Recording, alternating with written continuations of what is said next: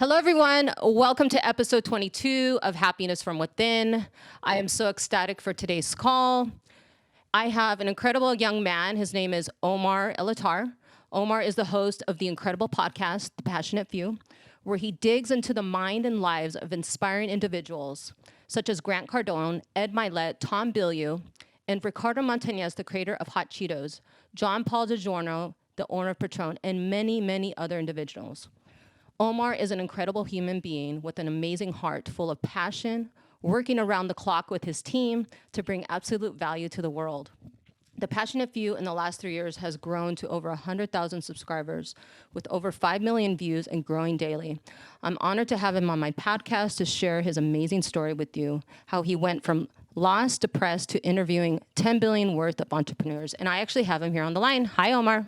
Hi, thank you so much for having me on the show. I love what Happiness from Within is all about, and I'm honored to finally be on and share a little bit of value with your audience. And thank you so much for the kind words on the intro. That really, really means a lot to me. Honored to be here. Absolutely. Thank you for what you do. So, I'm really excited to share your story. So, take us Absolutely. back to the beginning, Armar. Where are you from? So I grew up in Southern California. I grew up in, I would say, middle class household. Didn't come from like the streets or like rags to riches type thing. And I was sort of always inspired to do things that I was passionate about, but didn't really know how to quantify that or explain that in words, let alone make that a reality or get paid to do things I enjoy.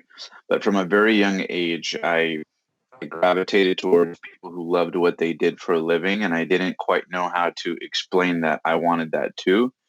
And as I got older and older, I tried a bunch of different things. So I was super passionate about soccer. I wanted to be a professional soccer player. I got into skateboarding. I wanted to be a professional skateboarder. And then I got into filmmaking, wanted to do that. And so I always had this desire to get paid to play. And so it alienated me growing up, but that was sort of the seed that didn't really have too much success early on growing up or even into my 20s. So yeah, that's kind of how I grew up and sort of what was going on inside of me at that time. So, what would you say what was one of your first passions that you had as a kid? Great question. Soccer. I sucked at soccer initially, and then I got pretty good at it just because I did it so often. I played for about 10 years by the end of it. But for me, soccer was like, I was fun. I was having fun. I was on the field. I was playing with a team. I can score. You're sort of free to do whatever, and it's physical, and it's and I see it on TV. They're making millions of dollars. People respect them and admire them. So I'm like, okay, like I could see myself being a professional. At the time, I didn't believe it was possible. I didn't have the belief systems that I have now. But that time it was just kind of like a fantasy dream. I didn't think it was actually possible. I just thought it was a dream, and I felt like the future was forever away. I felt like being an adult was forever away. So I wasn't I wasn't really consciously intentionally manifesting that I would be a pro. I just kind of loved soccer and hoped it would turn into something, but I wasn't like diligently absolutely focused on it. Had I been, I probably would be playing soccer right now. But it was soccer. And then I saw skateboarding. It came into my field of vision, and I was just like, "What's that?" And I just got super focused on skateboarding, and I loved the fact that there was no white lines and whistles. There was no team. It was all on me. I can do it anywhere as much as I want. And I fell in love with skateboarding, and then that began my lifelong obsession and passion for skateboarding. But initially, it was just soccer. Okay, great. And as you were growing up, did you develop any other sort of passions or did you stick with skateboarding or? Not really. And, to be honest with you, I think I'm very fortunate in that I found what I really love to do more than anything in life. And it really was skateboarding. And I even remember making a conscious decision with myself of like, okay, like I may or may not go pro, but is sticking to skateboarding still worth it no matter what happens? And the answer was a resounding yes at 13 or 14 years old. I was like, yes, I love this so much that good couldn't not come of it in some fashion, whether I end up going pro or it teaches me things or whatever. So once I found skateboarding, I pretty much weaned off soccer for those first 2 or 3 years. And after that, I was all in on skateboarding. I skated every day, all day, 6 hours a day. I would even calculate in my notebook, okay, I get out of school at 2:45. By the time I get home, grab something to eat, it's like 3:30. If I skate from 3:30 to 9:30, that's 6 hours. To be a master, that's 10,000 hours. So let me see, if I do 6 hours a day, 7 days a week, that's 42 hours a week. That's 96 hours. Every 2 weeks, it's 200 hours a month or so. And then I have weekend. I literally was like calculating how to get my 10,000 hours in. So once I found skateboarding, it was like, I was obsessed. That's amazing. So your podcast, The Passionate Few. Yeah. Let's talk about your journey a little bit before you actually developed your amazing platform. So you went on tour with, oh my God, I'm drawing a blank here. Rob Dyrdek. Yes, thank you. Yes. Can you talk about, can we start there? Yes. I was probably 20 years old at the time. And I was in college. I was at Cal Poly Pomona. I was studying communication. I got a major and a minor. I was studying communications and international business management. So business and communications. And I hated school. I hated college. I hated the thought of it. I never wanted to go to university. I hated it. I hated it. I hated it. I still hate it. I get anxiety when I even think of it. But at the time, for my parents, it was very important, and they had done a lot for us. And so I felt indebted to them. I didn't have the courage that a lot of other people did to just drop out no matter their parents' disappointment. So, I went to college, spent almost 4.5, I think 5 years or so to graduate. And graduated when I was about 21, actually just after turning 21. So, bottom line, when I was 20, I realized in college that we needed to get internships. And you get college credit for the internship. And mind you, at this time, I'm really like not happy about school. I wanted to be a pro skater. All my friends are out skating. I'm watching all these people live their dreams. Meanwhile, as I'm in a college class doing stuff I don't care about, surrounded by people who don't care about what they're doing, who are not inspired, who I don't get along with. I'm feeling very lonely. I never quite had a connection with people, and I was very mad at the world, so to speak. And was trying to find something that I love to do. I was so obsessed with consuming stories of people who did what they loved for a living, but I myself wasn't living that reality. And so bottom line, I realized we had to get an internship, heard about it. And I said, well, shit, where am I going to intern? So one night I write a list of all these places. I spark up a joint, and I write down a list of 50 places I would love to work. And of course, they were all related to skateboarding. So I write down a bunch of skateboarding company names: Volcom, Quicksilver, Nike, Adidas, Vans, all sorts of skate companies. The list goes on and on. Volcom, all these companies. And I just thought, like, let me shoot them a cold email just saying, hey, are you guys looking for interns, right? I figured if I'm going to get an internship anyways, I might as well get it in a field I'm passionate about or something I'm interested in. And the only thing I was interested in was skateboarding. So I hit up all these skate companies, spark up a joint. And the only reason I hit up the joint was because my own consciously sane, sober mind hated the whole school internship, anything related to that so much that I had to be a little intoxicated, a little bit out of it to follow through with the action. So anyways, the smoke went up. I write down a list of all these places. And I just start emailing, just start chipping away at about 50. I probably got to messaging about half of them before I fell asleep. And then I wake up the next day or a couple hours later or whatever. I think it was super late at night. So it's probably 2 or 3 in the morning, maybe. And then I go to sleep, wake up probably 7 or 8, 9, something like that in the morning. And believe it or not, I got from everybody I messaged, I wrote down a list of 50. I hit up about half. About 2 or 3 people got back to me, and I got one interview. And the one interview I got was with this company called Flip Skateboards. Flip Skateboards had me go down. I interviewed. I didn't do so hot in the interview, but I built rapport with the guy conducting the interview. And so he said, I'll let you know if you got the job. I'll be on the lookout in your email. So I said, okay. Long story short, I check my email. I'm checking my email nonstop every 30 minutes or 10 minutes, to be honest. So like 2 or 3 days later, I finally get an email back. He says, "Hey, Omar, thank you for coming in. I appreciate your good attitude. However, we found somebody more qualified for the job." Now, mind you, I was kind of bummed because that was my like one interview out of all the skate companies. I'm like, shit, what am I gonna do now? And I'm like, damn it, like can't even get a job in the field I love. My life at this point seems destined to be crap, and I was not okay with that. So, and I'm already feeling not so hot and very lonely in life. So, anyways, bottom line is I end up responding. I said, okay, cool. Thank you so much. His name was Andrew. Shout out Andrew Schusterman. He was the team manager for skateboarders at the time. So Andrew said, "Hey, Omar, you didn't get the job." I responded back. At the time, I was super into Zen Buddhism. I had just gotten into it. I had just finished up a meditation when I saw the email. So I was very positive and nice. And I said, thank you so much for your time, Andrew. I really appreciate you helping me out. And if there's any way I can be of value, let me know. And, I'm glad you guys found the right person for the job. It was very nice. And then he emailed me back to my surprise. And he said, "Wow, I've never had anybody respond to not getting a job as nice as you just did. Like that was awesome. Like keep up the great attitude. And check this out. This talk about turning a negative into a positive. Watch what happens."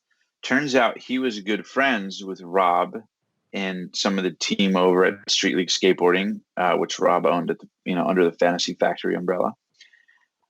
And he goes, "Thank you so much for coming in. I'll keep you in mind for another opportunity." So I said, "Okay, cool. Thanks, man." Didn't think anything of it. A week goes by, nothing. 2 weeks go by, nothing. Then one day I'm sitting in class and I get an email. I'm like, this is weird. And it's from Street League Skateboarding. It's from Rob's team. And they said, "Hey, Omar, we heard about you and your great attitude through Andrew. Heard you were looking for an opportunity in skateboarding. Are you still looking for an internship?" And I was like, whoa. Wow. I was like, whoa. Street League Skateboarding, for those that don't know, Street League Skateboarding is like the premier league in professional skateboarding. It's like the NBA of skateboarding, the NFL of skateboarding. And they were messaging me. Like I didn't even know to dream about that, but they were messaging me, inquiring. And I was just like, whoa, like, yes, absolutely. And they had me down, I think a couple of days later, or maybe that happened on maybe a Tuesday or Wednesday or Thursday or something. And they had me come down the following Monday or Tuesday. So it was like 4 or 5 days out or something, not that long. So I was like, yeah, absolutely. Got there an hour early, waited outside the Fantasy Factory, went in, nailed the interview. I was totally relaxed, knew that there was no person better on the planet for the job, was totally relaxed. And a couple of days later, they emailed me saying, "Congratulations, you got the internship." And I remember reading the email and I started crying. And I was just like, "Thank you, God. Thank you, God. Thank you, God." I was so happy. I was so excited. That was probably one of the highlights of my life because I was on a losing streak, and that first win, I really needed it at that time, and I got it. And fast forward almost a year and a half, I got to intern for Rob, work out of the Fantasy Factory, travel all over the country, all expenses paid, be around the top professional skateboarders in the world, befriend a lot of them, and that sort of built my muscle to see like, oh, I can poke life, and if I poke at the direction I want, even if I have no clue what I'm doing, if I poke, something can come out the other side, pop out the other side. And that showed me two things. Number one, that my effort can create opportunity. And the second thing is that it got me close to being around people I respect and admire. It got me comfortable in that energy space of being around legends in their field and their craft, which I think ultimately built my confidence to do what I do now with the podcast and interviewing legends. Like it just built that rapport of like, okay, effort can make things happen. And now I'm learning how to energetically feel comfortable and not insecure and nervous around people I look up to, respect, and admire. So it ended up being the perfect foundation for what I do now with the show. Yeah. Yeah, yeah, yeah, yeah. Wow. That's amazing. Thank you for sharing that. Hmm. So Absolutely. you're traveling around the world, and then what happens after that? How long do you do that for? Yeah. So I'm traveling around the country for about a year, on and off. It wasn't like nonstop, but on and off for about a year. And I'm loving it. I'm on airplanes with my friends. I'm like, I can't believe skateboarding paid for this. Like, and I'm in this like energetic state of like euphoria. And it got me addicted to doing surreal things. And I just became so addicted to doing surreal things that it just kind of builds this like this insatiable hunger to like I want more surreal experiences. I want to meet more legends. I want to travel to more places. I want to have it just got me like a drug addict on cocaine or something. You know, I became addicted to euphoric experiences. And you know, I wasn't really too like I wasn't really drinking or smoking or anything like that too much at that time. I was pretty happy. And you know, when we would travel, it was about a year and I got to see a lot of different places. It was about a year and it just opened my mind to the possibilities of life. And I'm like, whoa, like these people who run a skateboarding company are paying for my flights, my hotel, my food, and my travel, and giving me per diem, all because I put myself in a position with zero experience, mind you, to accept that manifested opportunity. And I just became like I know it sounds kind of simple or like I'm going on a tangent, but it just showed my brain consciously and subconsciously that amazingness is possible if you get your mind tuned in right. Even if you yourself are not that experienced, knowledgeable, have money connected, blah blah blah. That what can make up for all that is how you carry yourself energetically. So for about a year, I got to indulge in seeing that manifest, you know. And for once, I was the cool kid now. I wasn't the guy lost now when I went back to school. Like, oh my God, you interned for Rob? What's that like? You know, I was the cool kid.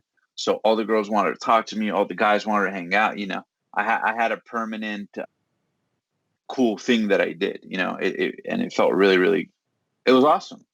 I mean, I'm traveling all over the country in 20.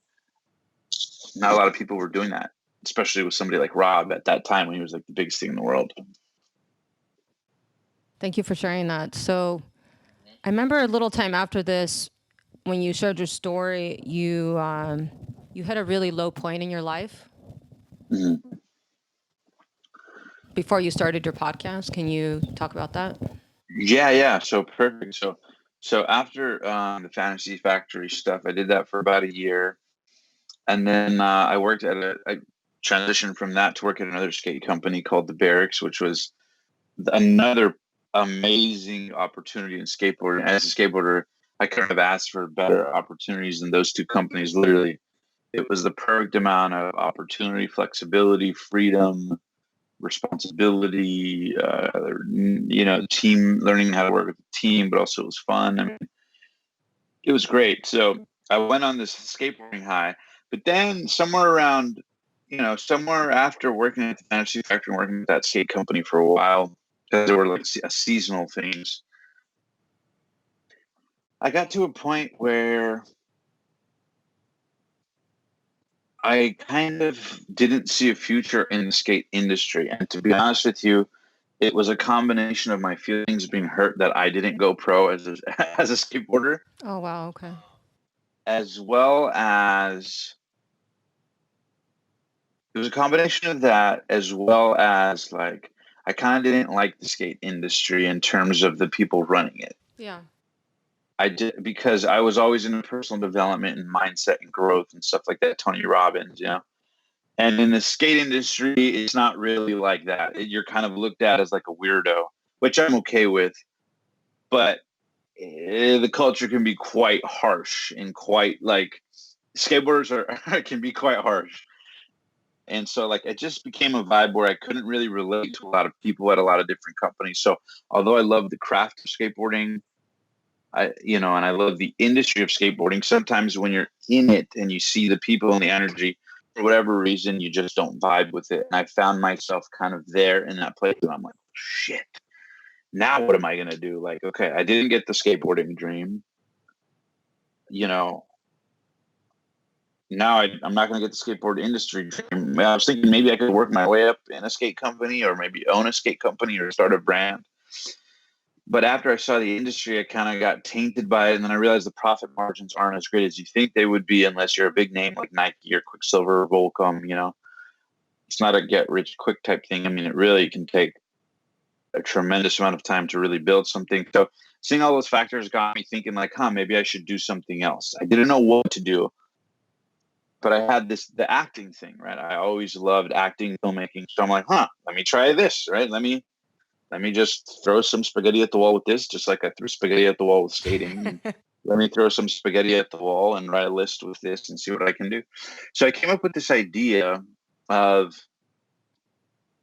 and it's funny, as I'm telling you this, I'm saying like, wow, what a resilient guy I was to not just wallow in my sorrows, but actually try stuff, not just write it down, but actually write it down and try it.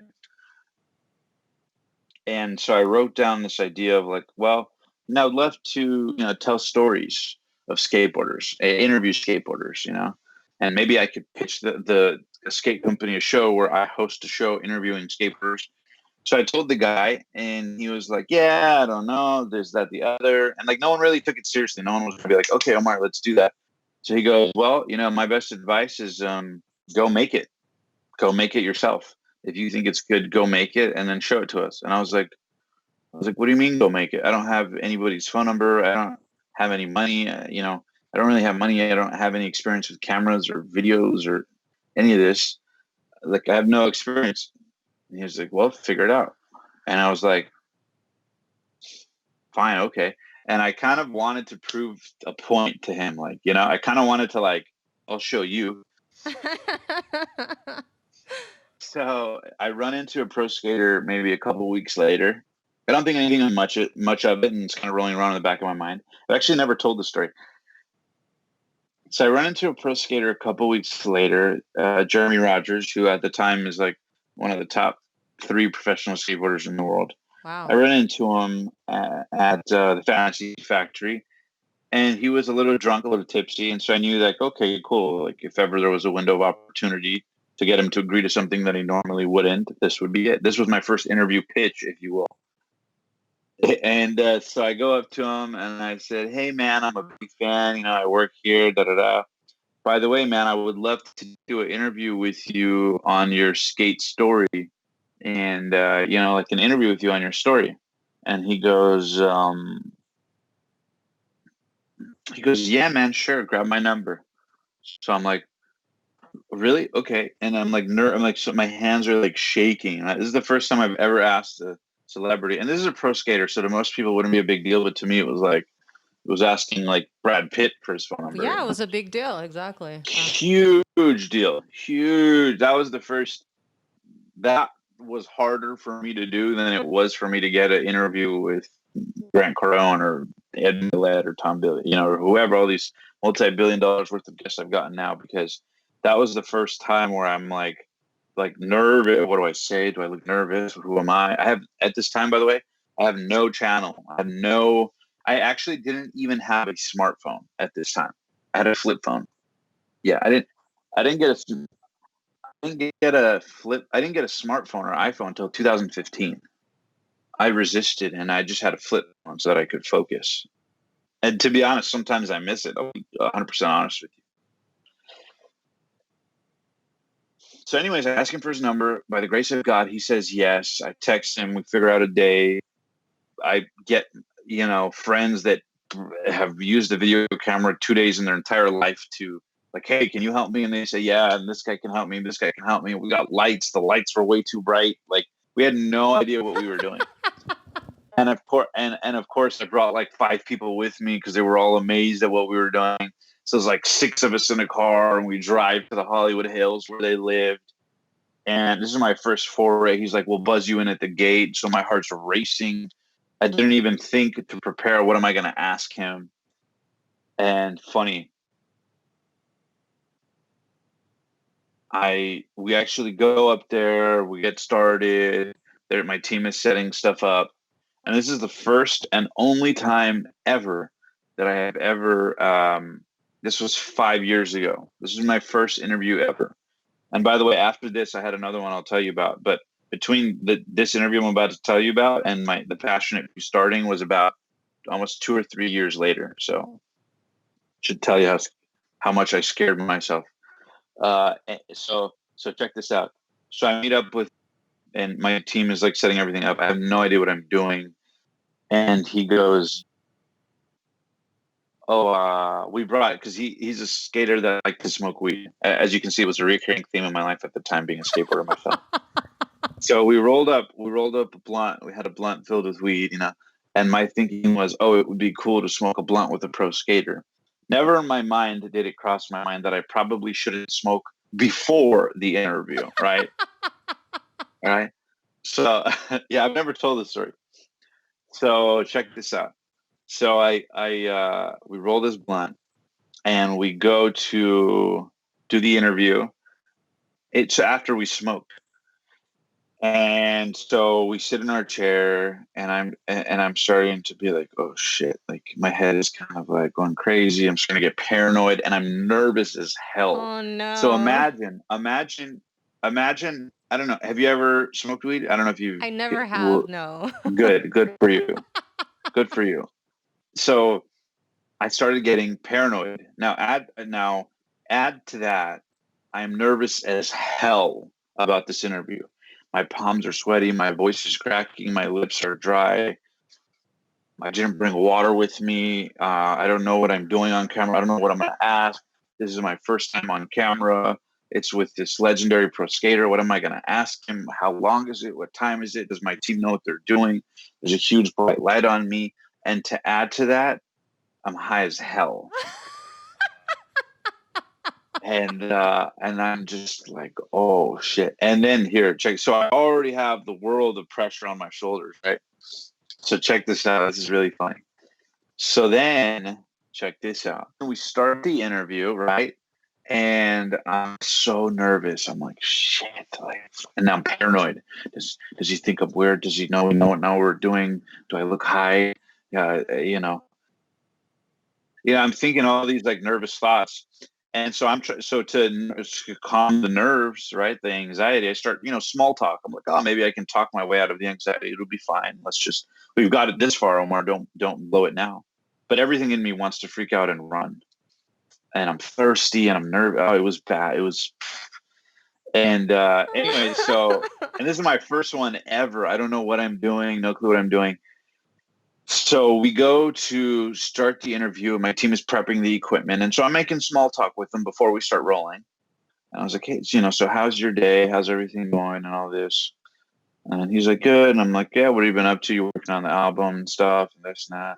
And I just was making small talk, right? And he goes, are these the questions you're going to ask me during the interview?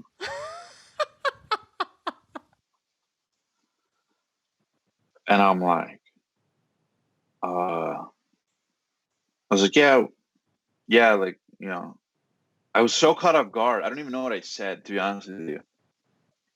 He just looked me dead in the eye. And he goes, are these the questions you're going to ask me during the interview? And I was like, I was just so caught off guard. I don't even know what I said. I said, yeah. I don't even know what the hell I said. I think I said yeah or no. I don't know what I said. And I was like, yeah. I was like, yeah. I was like, yeah. Would you rather me not ask until then? And he was like, yeah, I just don't want to like repeat myself twice. So I'd much rather say it's what's original. At the time, he was probably being, just not mean or nice, but he was just kind of stating, something about how he liked the interview to go. I don't think he was being mean, and my time with all the nerves and anxiety and the pressure, I'm seeing everything through a micro filter of exaggeration. Plus, I'm high, so my perception is all distorted. And it's so funny. Oh my And god. so I go, okay, and I immediately shut the hell up. And I'm like, okay, cool, we ready to roll. My team's like, okay, cool, we're ready to roll. So then I start firing off questions, and I actually had a great time. I was very nervous. but I was in my, I could tell that despite all of the craziness going on, I loved it. Time disappeared. And here I was sitting down with somebody I looked up to for years right in front of me, and I can ask him whatever I want for an hour. It was the most transformational experience of my entire life, because it showed me that I can go from, I mean, think about all the things that had to lead up to this moment. Number one, I had to find skateboarding as a kid.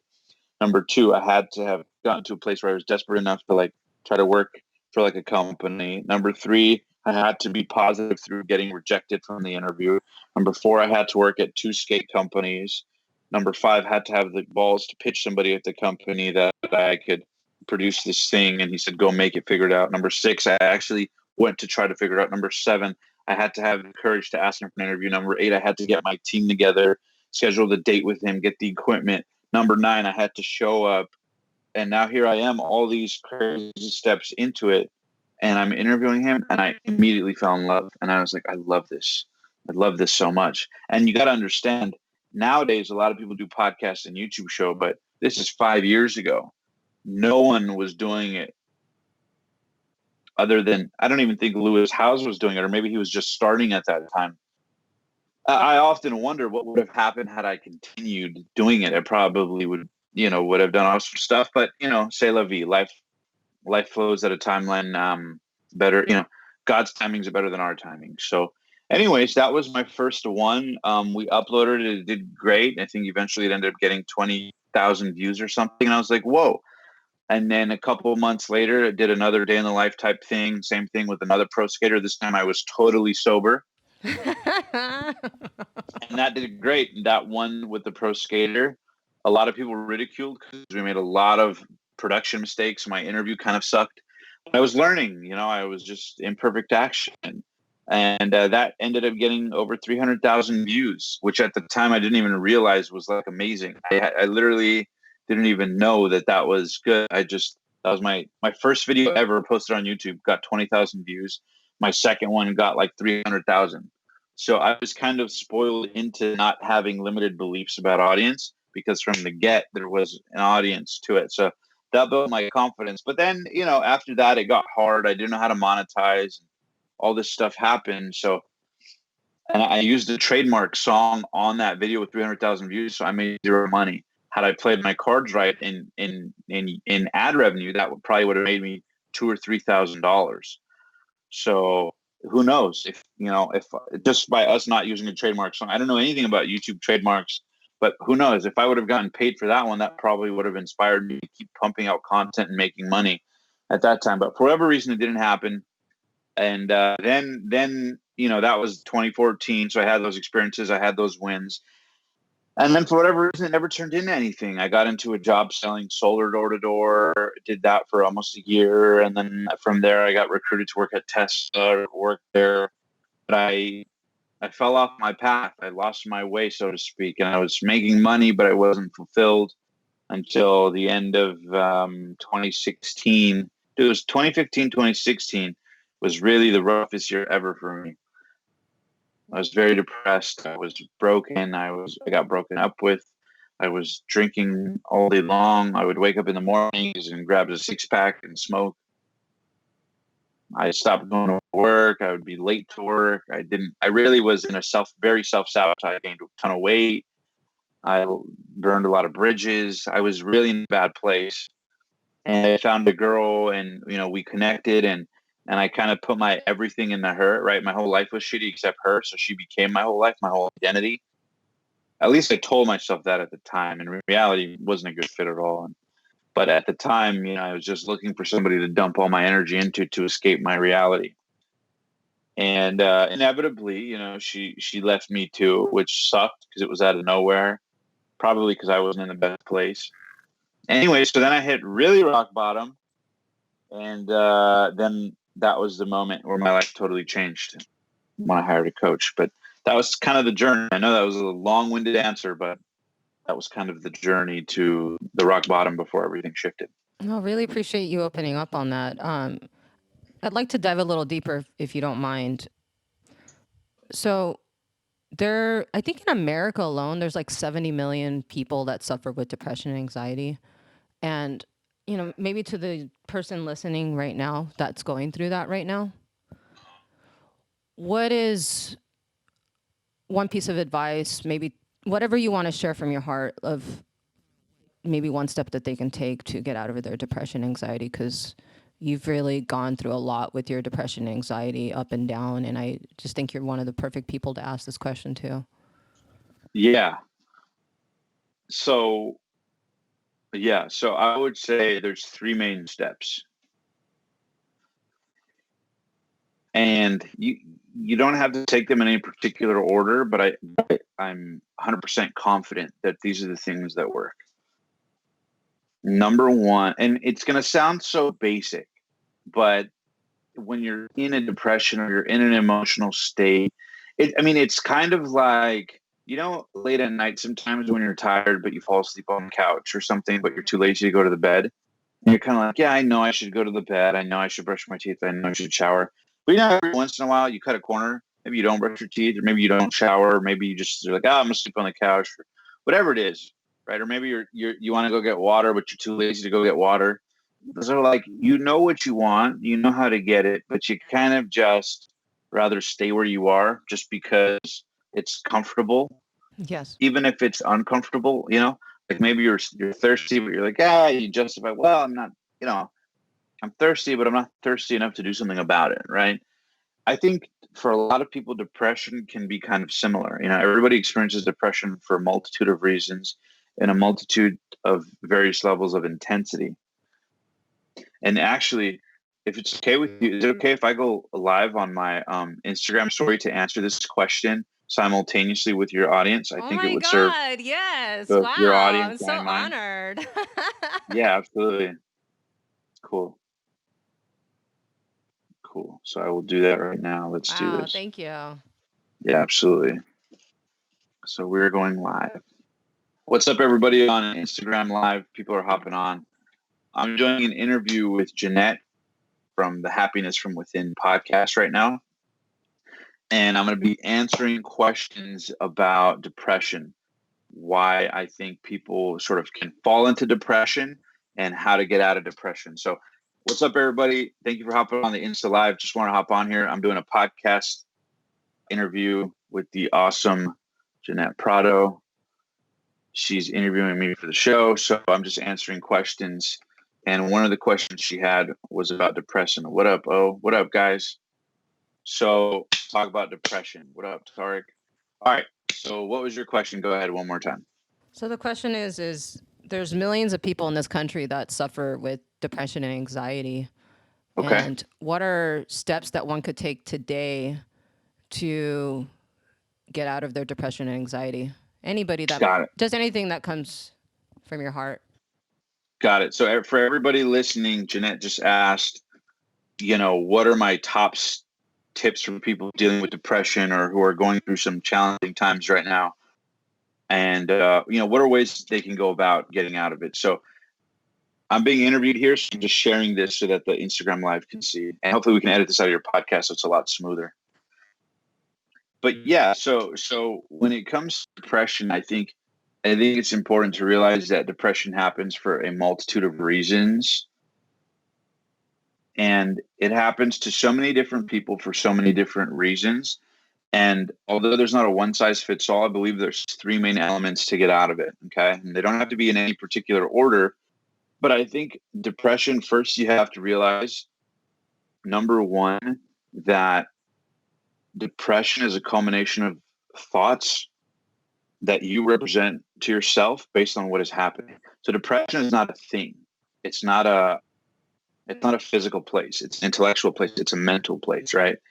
It's an emotional state. So for example, if I'm so say you'd call yourself depressed, right? I'm depressed lately, right? You're in a depressed state. When you're sleeping, are you depressed? No. When you're laughing, are you depressed? No. If a dog is chasing you down the street and you're running for your life, are you in a state of depression? No, because your mind emotionally feels what is the strongest the most. So what happens when people are depressed is that they're not stimulating emotions that they want to feel on a regular basis. So by default, they're going back to their homeostasis, which they have believed to be the negative emotions they're feeling about a particular thing they represented themselves about depression. Simply put, by the way, guys, for everybody hopping on, I'm doing a podcast and being asked about depression. So I just wanted to share it with all of you guys. So I just hopped on the live. But basically, depression is an emotional state, and it has to do with how you're representing a situation that happens in life to your life, right? You're calling it and labeling it. So bottom line is, one good piece of advice is to feel your way out of it, euphoria your way out of it. So if you're depressed, check out, just keep interrupting the pattern, right? Check out what happens. So let me give you an example. Say you're depressed, right? Someone broke up with you, you're rock bottom, you're broke, whatever. What happens if you go to a trampoline park and start jumping on a trampoline? Are you going to be depressed midair? Probably not. What happens if you go to a comedy show? Are you going to be depressed during the comedy show? Probably not. And so what it is a pattern. You just need to keep interrupting it. So think of depression like a song, right? Like it keeps replaying in your head. Most of the time when people are depressed, it's because they keep playing the same movie in their head over and over again. It's like a sad song, right? We get addicted to that sort of emotion. The devil we know is better than the devil we don't. So bottom line is, what I found, the three main things to get depression or to help with depression, what I found is to, number one, interrupt the pattern by euphoric experiences. So for some people, it could be intimacy. For some people, it could be comedy. For some people, it could be physical sport, moving your body. For some people, it could be surrounding themselves with friends. One of the most dangerous things you can do is sit there and think. I've never met anybody in my entire life who thought their way out of depression, right? You can't think your way out of what you thought your way into, right? If you thought your way into depression, you're not going to think your way out of it. You're going to feel your way out of it, right? Depression has to deal with your emotions. And so if your emotions are anchored in that sort of negativity or that movie playing over and over, guess what? You got to take out the CD and play another movie. You got to interrupt that pattern. And the challenge is that most of us kind of like when you're on a couch, like I was saying earlier, kind of like, sometimes at night when you're on a couch or you're in bed and you want to get water, but you're like, oh man, the water's so far away. And it's easy, technically it's easy to get the water, but you're kind of a little lazy to go get the water. So you justify yourself by like, yeah, I'm not that thirsty. I think, as crazy as it sounds, emotions are the same way for a lot of people. The things to get out of depression are easy, but when you feel mentally heavy, it justifies why you are still. It justifies why you don't want to try that thing or interrupt that pattern or whatever. Like, so sometimes we just want to live in those feelings. And I think the reason that we're seeing such a big epidemic with depression is because of the advent of social media and all media in general, which keeps people on their phones. It keeps people still but entertained. So there's an illusion of euphoria. There's an illusion of interrupting the pattern. The challenge is that euphoria, that illusion actually ends up making you more depressed. You start comparing yourself more to people. You start thinking less about yourself. And so if you're not consciously interrupting the pattern with things that empower you, Dr. John Demartini says it best. If you don't fill your day with inspiring ideas, then by default, your day will fill up with non-inspiring ideas that deflate you, right? If you don't fill your day with high priority actions that inspire you, then your day will fill up with low priority distractions that don't. If you don't fill your day with high priority inspirational thoughts, by default, your day is going to fill up with negative things. Where you don't plant seeds, weeds will grow. And I think most people are too lazy to plant seeds in their mind, and then they wonder why the weeds are growing. And I think that's why depression sort of unfolds the way it does. That's how it happened for me. And that's how it happens for a lot of people. Because depression is not a thing. It's not a gene. It's an emotional state.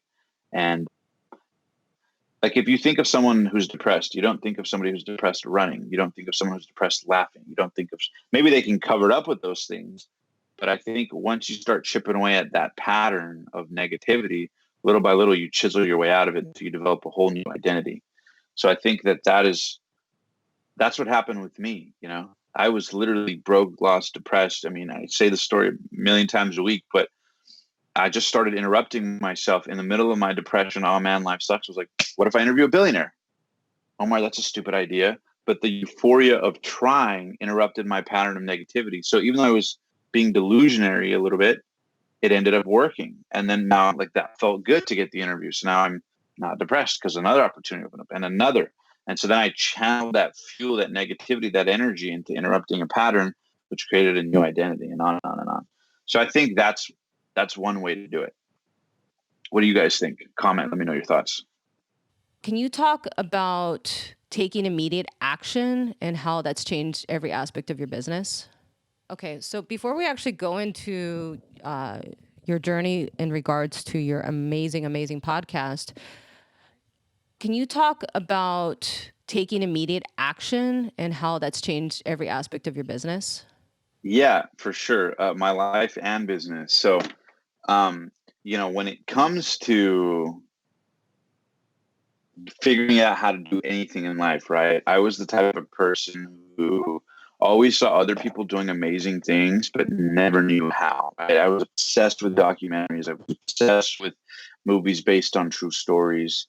I was like so into inspirational stuff because I was always fascinated by the how, right? How people did things.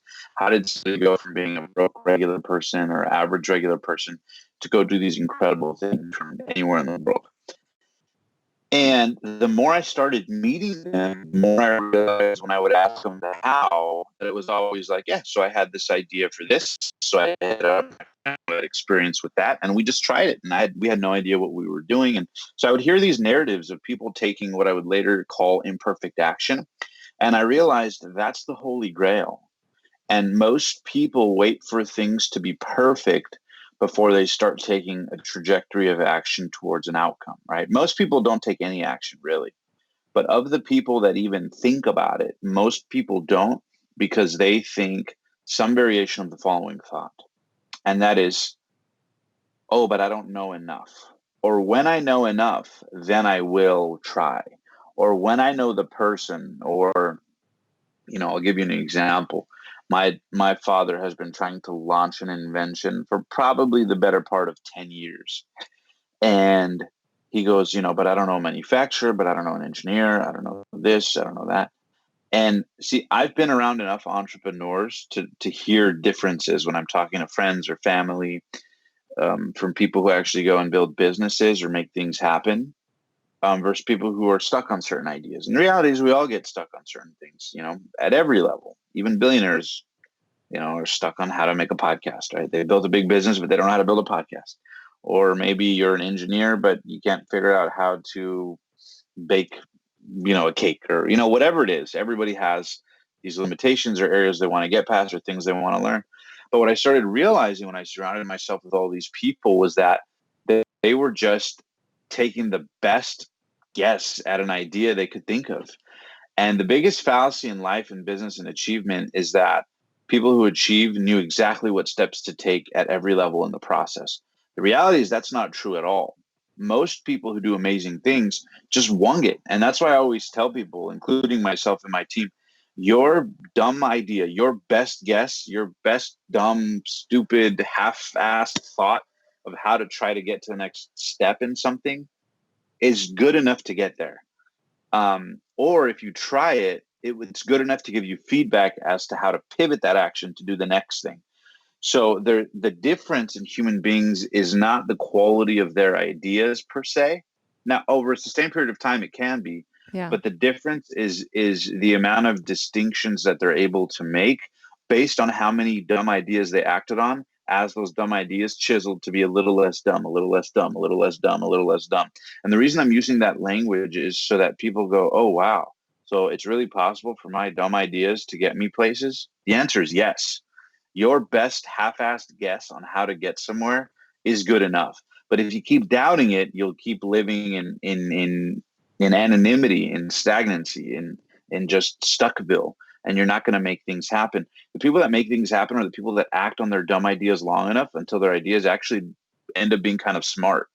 But you'll never know that unless you just take radical, imperfect action. I can't tell you how many times I think of somebody to interview for the podcast, or even even the other day, we thought of this idea of like, hey, what, so many people ask me for my time, and my coaching programs now are 15 and 25K, and we have a year-long program that's more for helping businesses. But basically, like, there's certain people who you know, I want to help, but just because of my time and the ROI versus what we could be making in revenue and my sanity, just being able to afford the luxury of time with all the stuff we have going on all the time, they were like, "Oh, what if we did a VIP day that's 10,000 and it's just a 1 day thing. They get to spend all day with me and learn a bunch of stuff and can ask me whatever, come behind the scenes at the studio, check out the new office. We help them pump out content." We thought of that idea at 5 o'clock. By 5:30 p.m., I was posting it on my Instagram story. See, most people would wait, think about it, test it out, refine it, make the graphics for it. They would, really just talk to other people, get feedback, right? But see, that takes too long. So you want to, what I've realized about successful people is they condense the time between the steps. So that's an actionable takeaway. Condense the time between the steps. Because the reality is, if you're going to make your next, 10,000, 50,000, 100,000, million, whatever it is in anything in life, doesn't have to apply to just money. The reality is that you're going to eventually make it. The only question is how long it's going to take you. And that's predicated on one thing. How much time are you taking between steps? And so by taking radical imperfect action, yes, it's a little scary. Yes, you feel dumb because you don't know what you're doing. But if you're right one or two or three or four out of 10 times, that's more than enough to build a really big business. That's more than enough to build a really big platform. Whatever it is in life or business, that's enough to make amazing things happen. And if you don't believe me, check this out. Hall of Famers in baseball can hit a 30 to 40% batting average and be world-class Hall of Famers. That's Hall of Fame. That's not like just good or great or excellent. That's like world-renowned Hall of Famers. They go down in history in baseball for hitting a 30 or 40% batting average. In school, 50% is an F, right? 40 and 30% is an F. And so if you start thinking from the Hall of Fame reference, you realize, hey, out of my 10 dumb ideas that may or may not work, if one or two or three of them work, I can be a Hall of Famer in my field. And that's the truth. For every 10 ideas I think of, maybe one or two or three actually hit, and they make up for the next 20 mistakes that I try that don't work, right? So say I launch the VIP day and it doesn't work. Well, guess what? If I throw out 20 last minute, quickly imperfect action offers, well, guess what? One or two or three are going to hit, and those will more than make up for the 10 or 20 that didn't. And if you do that over a sustained period of time, you start to build momentum, you start to build structure, you start to build cash flow, you start to be able to hire people, you start to be able to grow an operation that moves much faster than your insecurities in your head do. So that's kind of my philosophy on the power of taking radical imperfect action and just letting it chisel to get better and better over time. That's truly incredible, Omar. Thank you so much for sharing that. That's very insightful. Wow. You got it. Wow, wow, Yeah, wow. yeah.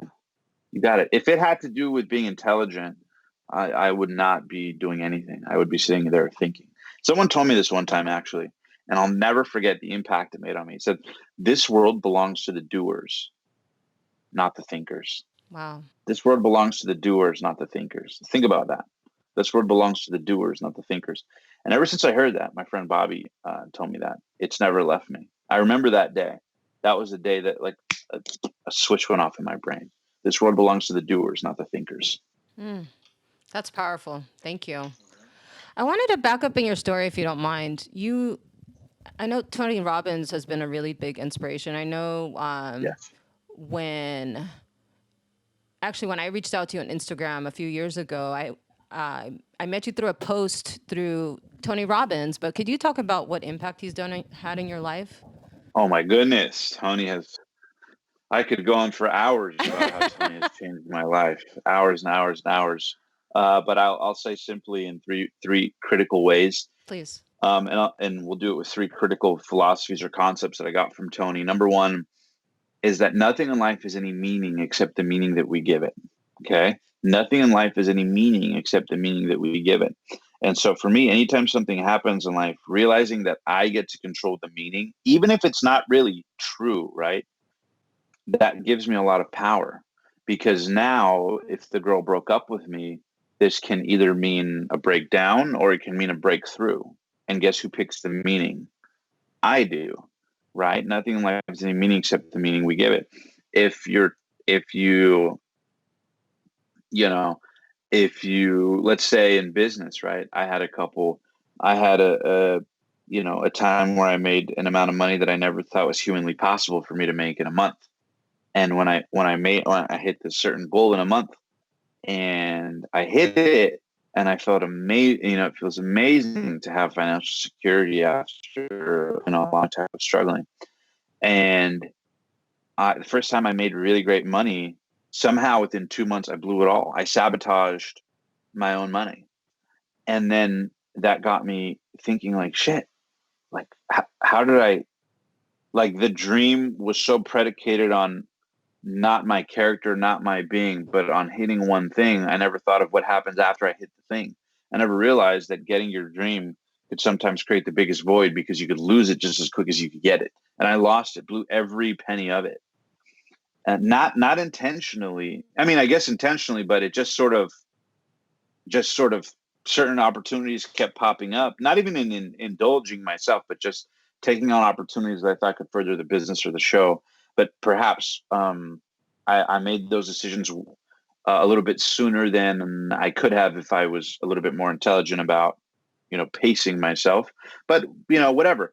I ended up blowing it all. And then now here I was like, crap, like I went from being broke to making the most money I've ever made in a single month ever, which was a huge goal. And now I'm broke again. What the hell? You're right. It's one thing, and anybody who is building wealth will tell you this. It's one thing to make money. It's another thing to keep money. So I could bottom line with the Tony thing. It was like, right, I could choose the meaning of that event. That meaning could be like, oh, I'm no good at money. Boom. I'm not cut out for business. Or the meaning could be like, okay, I got that out of my system. Now it's a wake up call. Let's be super duper, duper, duper responsible with money now. Right. So that taught me a lifelong narrative of I control what things mean. And I think most people, I'm fortunate that I got that a little bit younger because I think most people let the meaning that other people gave them be the meaning that they inherit themselves, i.e., what mom and dad said about the way the world works about money is what I should believe. You know, I remember growing up and a lot of the conversation was about how money is stressful and money is challenging and save money where you can. And, that sort of narrative, I get it. But as an entrepreneur, if anything, speed is predicated on how fast you can delegate things, how fast you can pay others to do the things that are not vital functions of yours. But coming from a household of non-entrepreneurs, that narrative is not, the case, right? It's like, why pay someone to wash your, at home? It's like, why pay someone to wash your car? That's a waste of money. You could do it yourself. Whereas an entrepreneur would go, that's brilliant. Pay $20 for the car wash, and now you free up an hour that you could make $500, right? But Exactly. to an employee mindset, and mom and dad, they don't know that. And it's not that they're bad people. It's not that they have, any sort of ill intent. It's just that everyone's beliefs are usually limited to their own experience. And so if you're not careful, because you're around people you love a lot of the time, you can inherit those beliefs at a subconscious level, never really, standing guard at the door of your mind, checking, oh, do I want that? Oh, do I not want that? Not to mention, not being bullied, but not to mention the fact that family can sort of gang up on you or criticize you or create pressure that kind of makes you kind of fall into their way of thinking. And if you're not careful by surrounding yourself with an environment that does more to, create an identity and environment of where you want to be versus where you are, then it's very easy to fall victim to that. So number one is nothing in life has any meaning except the meaning that I give it, from Tony. The second thing was a quote from Tony, and I might butcher it a little bit, and that is that um, success and failure constructs are basically interesting in that,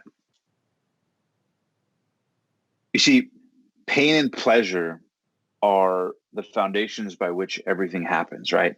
There is no action without pressure. Think, and Tony talks about this, right? What makes you want to eat?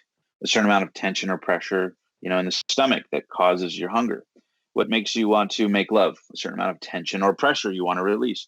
What makes you want to either start a podcast or quit your job or start a new job or whatever, a certain amount of tension or pressure of wanting to start, or certain tension or pressure of wanting to end something, right? So there is no action without some form of tension and pressure. And studying Tony's success principles, you realize that the manipulation of pain and pleasure are actually the most profitable thing that you can master or begin to attempt to master in your life. Because people who, for lack of a better expression, lose in life are the people that let pain and pleasure dictate what they do, right? The people that sort of life happens to them, versus people who manipulate pain and pleasure to get what they want and really master their life, who are the people that happen to life. And one thing I always tell my team anytime we're considering bringing somebody on the team or hiring somebody or working with somebody, that my first question is always the same. My team will attest to this. I say, is this the type of person that happens to life, or the type of person that life happens to them? Right? I believe there's two types of people in life. One is that they happen to life. Another type of person is that life happens to them. If life happens to them, I'm not interested. If they happen to life, I'm very interested. And then the third thing is physiology, right? Tony taught me that although it sounds silly to radically shift your state, do little power moves, jump on a trampoline. I think you saw at our event, we had a trampoline. Is that if you can activate your physical energy, you're going to have a lot more power to interrupt and overcome the limiting beliefs, the limited energy, the limited mindset, the tough times when you're financially stuck, times when you feel like alone, da da da. Whatever the et cetera, whatever the particular challenge you're dealing with on that day is that physiology helps you sort of snap out of it, and it makes you realize that it's not just a mental game. Sometimes it's a physical game. And if you can improve your physiology, right, how you physically are moving energetically at any given moment in time, that has a ripple effect on the actions you take and the results you yield. So those are the three ways that Tony really helped me make a shift in my life. Great. Wow. That's amazing. Yeah. So, my next question to you, before we get into your amazing, amazing podcast journey, my next question for you is, what feeds your soul? Ooh, that's a great question. What feeds my soul? To be super honest with you, I love vulnerable communication, and I love learning about human beings and what makes them tick. I am obsessed with it. I didn't build a show to do anything other than fulfill my own sense of desire. But I love that question. What feeds your soul? Skateboarding feeds my soul. Eating great food with amazing people and laughing hard feeds my soul. Movies based on true stories, intellectual conversations with people who overcame odds, how someone overcame obstacles. I'm fascinated by consuming that content. That feeds my soul. Other than that, God's mercy and the loved ones, friends and family that I love and appreciate. Really the simple stuff. Notice none of the answers were money. I didn't even consciously register that. So yeah, those are the stuff that feed my soul. It's a multitude of wonderful things on my palate. Good people, good energy, great food, great experiences, and learning about people and asking questions, like I do all the time. I like to think I'm kind of good at it at this Oh, stage, but absolutely. yeah, Absolutely. that feeds my soul. Wow. Yeah. That's beautiful. Thank you for sharing. And what do you most desire? Ooh, what do I most desire? Hmm. All right, we're getting deep here. Yeah, yeah. No, I love it. I love it. I love it. Peace of mind. Peace of mind is what I desire most. I experience it for moments, but I wouldn't say I'm quite there yet a dominant portion of the time. I think I have a ways to go in my own journey too.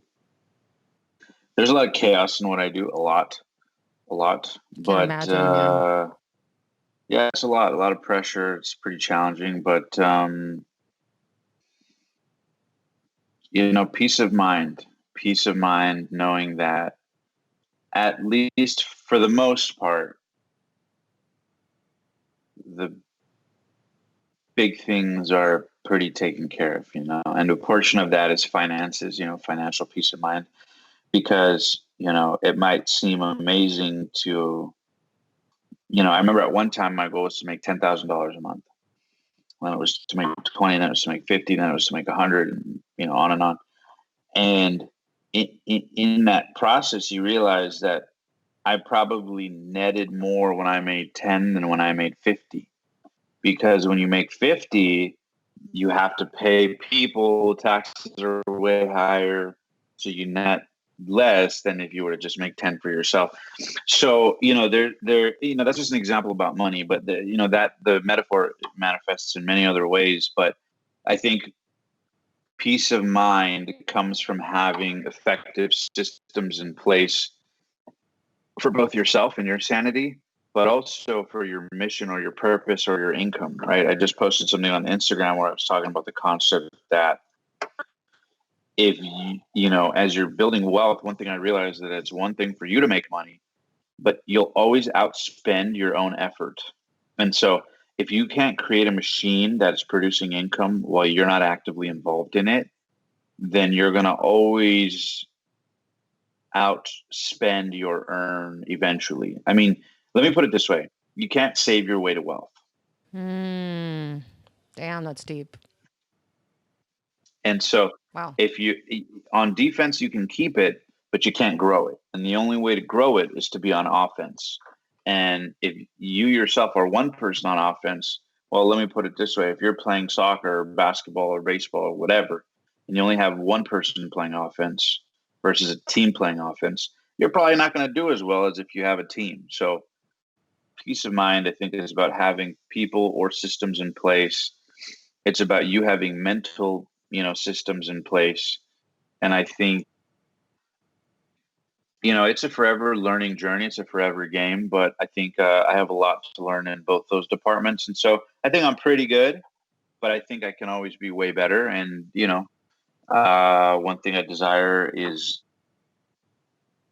I guess, to be more physical, because a lot of time I'm behind a laptop or working on funnels or emails or, looking into a screen. So I'd like to spend less time with technology, contrary to us doing this interview.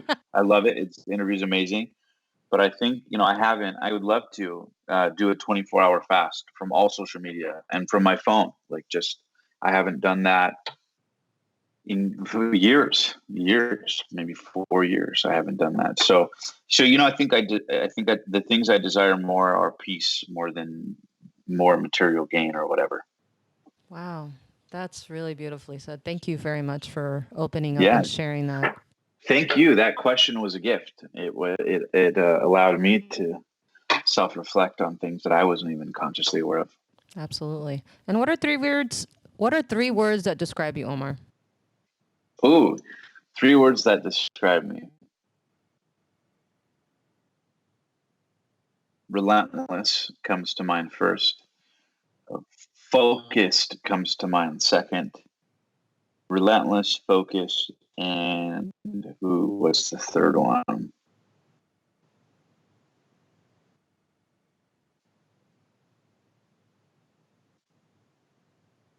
Imperfect. Relentless, focused, and imperfect. I love that. That's awesome. Yeah. Yeah, it's a combination of resilient and vulnerable, but also focused. I would say particularly nowadays. I realize the cool position I'm in, and I would be a fool to not really better myself, to really create much more opportunity for people out there in the world, myself, my loved ones, my team, if I was just coasting on it. I realize, I'm in a really good situation, and I just want to make it better by bettering myself, and that starts with me first. So those would be my three words: relentless, focused, and imperfect. Just a regular dude from Wallen, California, who just thought, what the hell? Maybe I could interview amazing people, reach millions of people, and make millions of dollars. Maybe. And we're still up at bat swinging. So just doing my best. That's amazing. So I have another very deep question for you. Yeah. Go ahead. If Shoot 'em. today was your last, if today you found out was your last day, what would you do? Who would you call? Wow. And if you want to breathe in and take that in for a second, but literally you find out You know, today is your last day. I would spend, wow. I would spend, so I would sleep for 8 hours, right? When I woke up, that leaves me with 16 hours. I would divide up those 16 hours. What's 16 divided by 3? 5 and some change. I would spend 5 hours calling loved ones that I love and telling them everything I'm grateful for. Friends, family, people I've met. I would spend 5 hours with people that I absolutely love the most in life. Yeah, all around. And I would spend another 5 hours writing down lessons I've learned and maybe filming stuff to like, that I've learned for other people. And then I spend a great deal of time in between all of that asking for God's mercy and forgiveness and thanking God and just really, reflecting on what this whole thing is really about. This gift of life that me and you and everybody listening get to experience.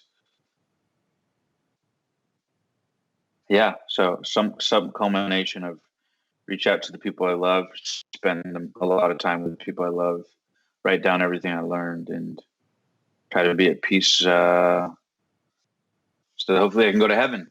Right. That's what the game's about. I'm a man of faith, so It's I beautiful. very much believe in an afterlife, and I definitely hope to be on the better end of that equation than the lower end of that than the lower end of that. So, yeah, that's probably how I would spend my last day. I would also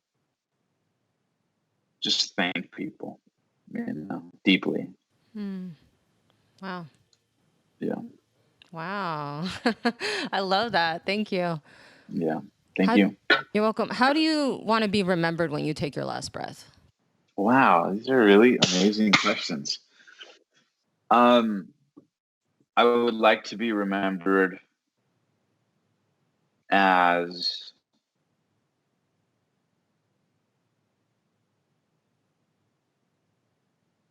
an example of what's possible. Number one.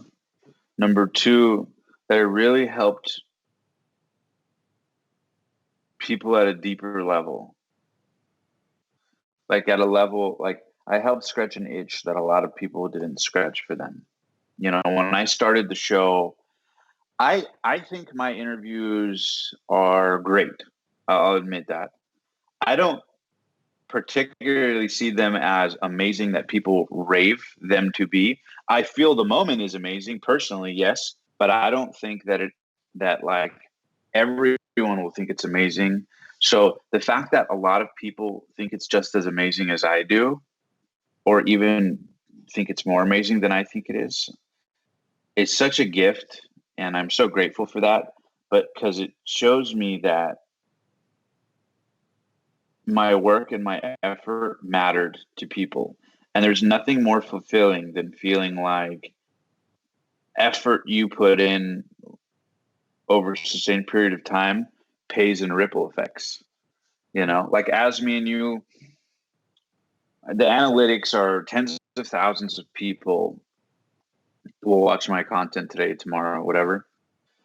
The fact that I'm on an interview right now with you and something I worked on a year and a half, 2 years ago, as me and you are talking, there are thousands of people at any given second watching my content and getting inspired by it because people who watch our stuff are, pretty inspiring people. That to me is the greatest gift ever. And so that sense of contribution makes me feel that I would like to be remembered as I lived, and that's stimulating intellect and and satiating it for not a lot of people, because not everybody's into it, but for the passionate few who are. So yeah. The other thing Wow. would be a loving, husband, father, son, grandson, all that would be great too. But yeah, other than that, that's really all I would care about. That I satiated and stimulated intellect, that I helped a lot of people, that I had a lot of fun, and that I gave a lot of love to the people that matter the most. Wow. Wow, wow, wow. Good That's deep. Thank you so answer. much for sharing. That's great. Yeah, you got it. Yeah, your You got podcast it. is definitely inspirational. Thank you Amazing, so much. like above and beyond. Like seriously. Like when I've listened What to what what do you enjoy about it? the questions that you ask, when I listened to your first episode, it was with Ed Milet. And I was just like, just blown away. I mean, with the quality questions Yeah. and just how deep you go into your interviews. I mean, there isn't a lot of people that do that. So Yeah. that's definitely a gift that's God's given Oh you. man. Thank you so much. That means the world to me. Thank Yeah. you. So keep doing what you're doing, Omar. It's, Thank you so much. yeah, absolutely. Thank you so much. That really means a lot to me. Yeah, you're welcome. Absolutely. So I would really love for you to share your story. I love your Grant Cardone story.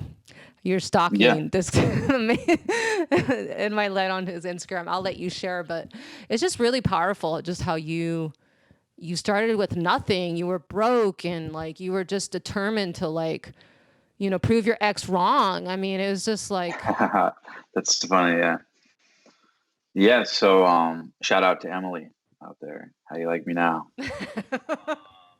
I said that on the Wolf of Wall Street podcast. That was a cool moment to feel you know, like I'm here with the Wolf of Wall Street, and I'm like, how you like me now?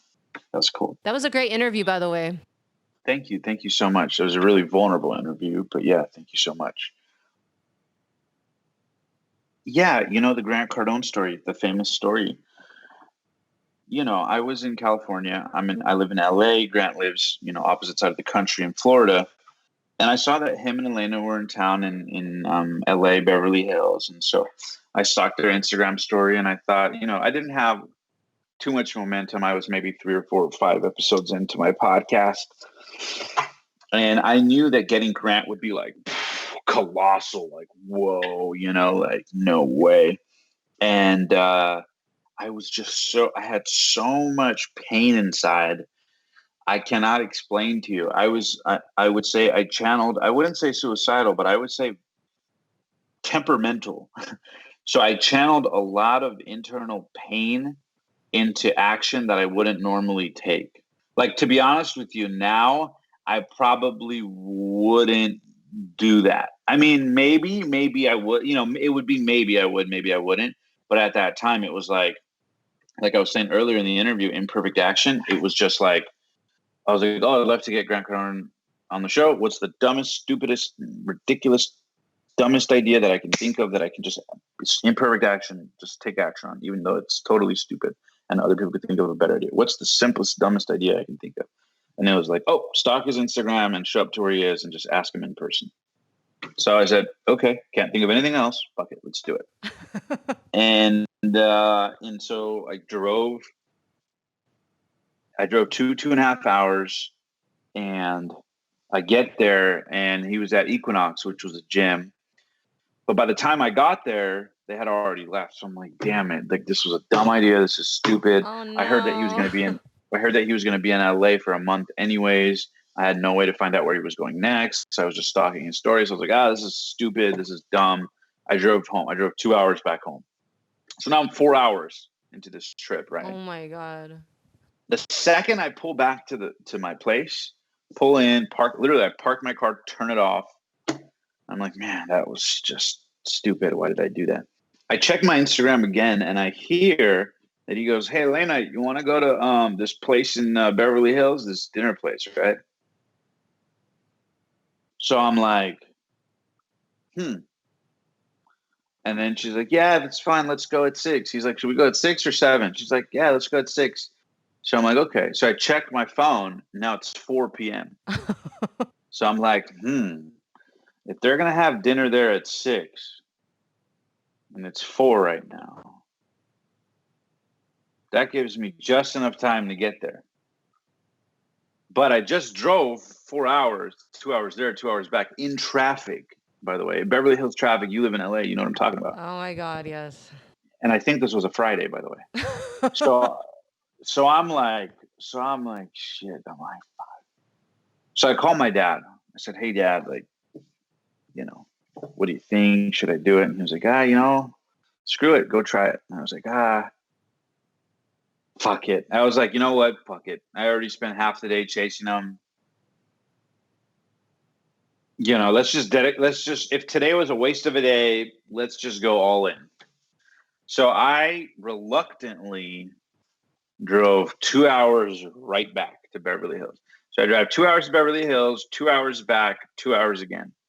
A lesson I've learned in life and business: anytime you take a ridiculous amount of action for the smallest percent possible of an opportunity, it usually works out. There's another story, and sidebar here, and I'll come back just before I forget, where I had this impulse to get Joe Rogan on the podcast. And again, what's the dumbest, most imperfect, stupidest idea I can think of to get him on the show? Go to one of his comedy stand-ups and ask him in person as he leaves the stage. It's the best idea I can think of. That night, I check and I find out that he's going on a tour, and the last show on the last night is today. I thought of it at 7 p.m. My intuition buzzed at 7. The show is at 9. And then I'm like, no way. Like, that's way too coincidental. That's God or the universe trying to make this happen. And I'm already off the momentum of things working out. So I'm like, you know what? Another crazy chance that will work. I log on to buy tickets, right? And I want to bring a friend with me. So I go on to buy 2 tickets for the Joe Rogan show. There's only 1 ticket left. Wow. I buy the last ticket. And in my head, I'm like, no way. The stars are aligned. This is going to be a great story. I'm seeing the whole movie of how I'm going to tell people how I got Joe Rogan, right? Now I have a Grant Cardone story. I have a Hot Cheeto story. I have a Joe Rogan story, right? I think of it at 7, right? Imperfect action. Go to buy the tickets. The last show is at 9. There's only 1 ticket left. I buy the ticket and then it's sold out. So I'm like, okay. I thought of it. I bought the last ticket. It's sold out. Let's do this. Let's get Joe Rogan on the podcast. I go to Hollywood, right, where the show was. Pull in. So there's a bunch of comedians that go up. Joe Rogan goes up, and as soon as he's done with his set, security guards are like, grab him, and they go straight to a van and they leave. So there's no chance to mingle and talk. So he's out. So I'm like, damn it. I drove all the way here. So I grab a drink. Now, I don't drink alcohol. I think this might be one of the last times, if not the last time I ever drank. It was around this time. So I have a drink and I'm like, man, what the hell, And then I hear a familiar voice or sound. I look, and walking through the door as a random guest drop-in is none other than the comedian, the number one comedian of all time, Jerry Seinfeld. Wow. Jerry Seinfeld walks in the comedy club to do a surprise visit, and he's walking straight. Nobody's in front of him but me. So now I'm here a little tipsy with Jerry Seinfeld in front of me, Joe Rogan left, thinking, holy shit. Like, God gave me the intuitive idea, had me buy the ticket, had me drive, but wanted to prove to me that when you don't get what you want, you get something even better, right? So now Jerry Seinfeld's in front of me, and I'm like, no way. Wow. Like, I'm going to get Jerry Seinfeld on the podcast. Like, no way. Like, this is going to happen right now. So I go up to Jerry, comes up to me. I go, no way. Holy effing shit. Nope. I'm freaking out, right? Everyone is. It's Jerry Seinfeld. It's Jerry. Everybody loves Jerry. Right. Everybody's freaking out. But it's literally like he walked in and I was the person directly. Nobody was around me. I'm like directly in his line of sight. So he comes straight to me. And now, so now I have a drink. I'm turning around because I hear a familiar voice, and Jerry's walking in by himself. Now it's literally me and Jerry Seinfeld walking towards each other. I'm thinking, what the hell? Mind you, it's like 10 p.m. at 7 o'clock. This wasn't even a thought in my mind. Imagine I'm at home at 7 p.m. and through a mode of intuition and action, 3 hours later, I'm shaking hands and talking to Jerry Seinfeld. Wow. Pause and think about that for a moment. Like, really think about that. So I'm talking to Jerry. I'm like, Jerry, I'm a big fan. He's like, thank you so much. Da, da, da. And then I said, so my plan was to make small talk and then go for the interview, right? Like, just take a shot at it, shoot my shot.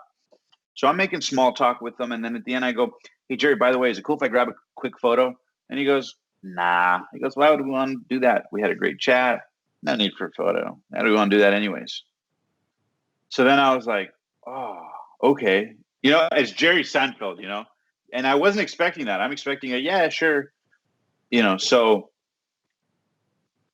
I'm like, damn. So he shuts me down. But he was nice, but he shuts me down. I'm like, oh, okay, cool, no problem. You know, sorry to bother you. Anyways, have a good day. He goes, thanks. And then he proceeds to walk. And I'm like, okay, Joe Rogan's gone.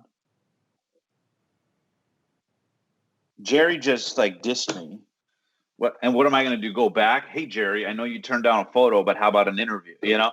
So I didn't end up approaching him, long story short, but I got close. I have another funny story about round two. But anyways, I'll go back to the Grant Cardone story.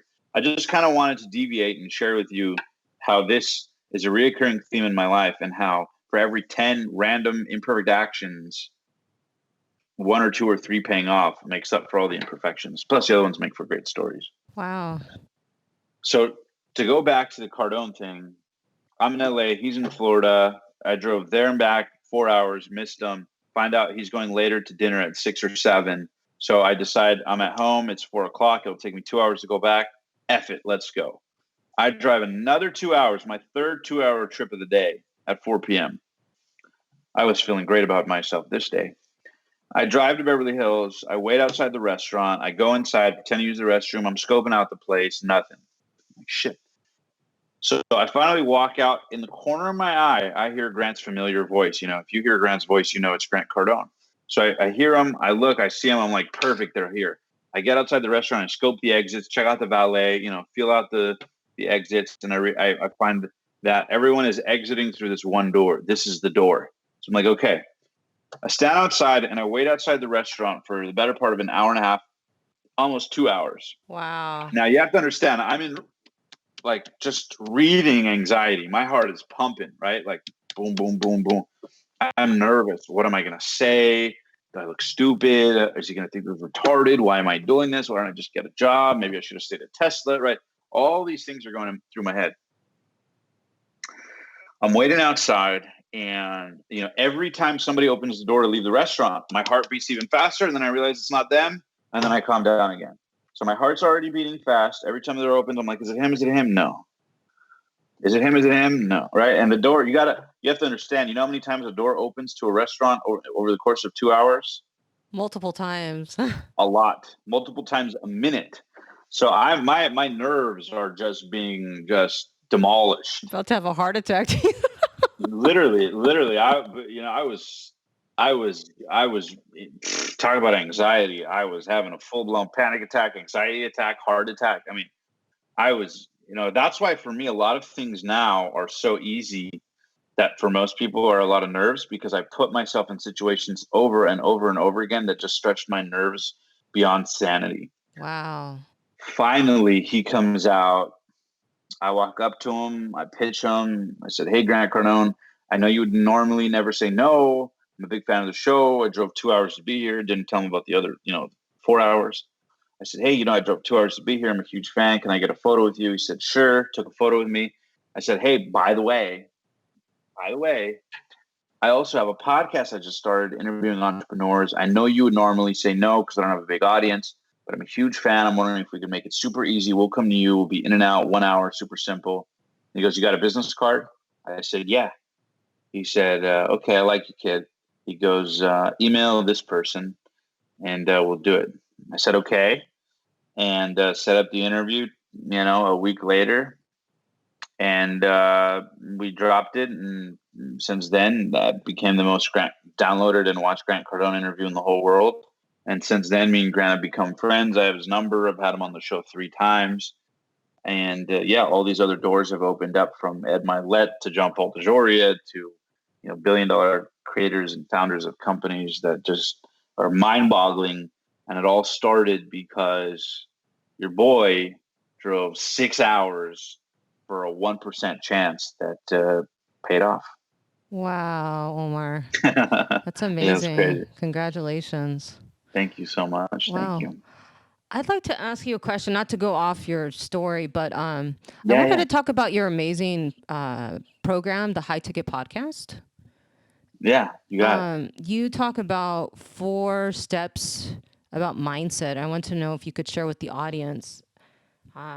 You talk about a belief system, mindset, higher caliber of guest, and taking imperfect action. I know you talked about imperfect action, but can you dive into those 4 steps however you'd like to? They don't have to be in any particular order. Sure. Well, I'll tell you what. How about you? I'll do them in whatever order you want. How about you like say one, and then I'll give you my thoughts on it, and then you say the next one. I'll give you my thoughts on it, and then That's so on perfect. and so forth. Yeah, Mindset. yeah. So the one thing, and I always mention this to everybody on my team and inside of the course. I know the first module is called the mindset to win before you begin. So I really believe that a lot of times when you hear people doing interviews or whatever, you very often hear them saying things that seem generic, right? That seem like how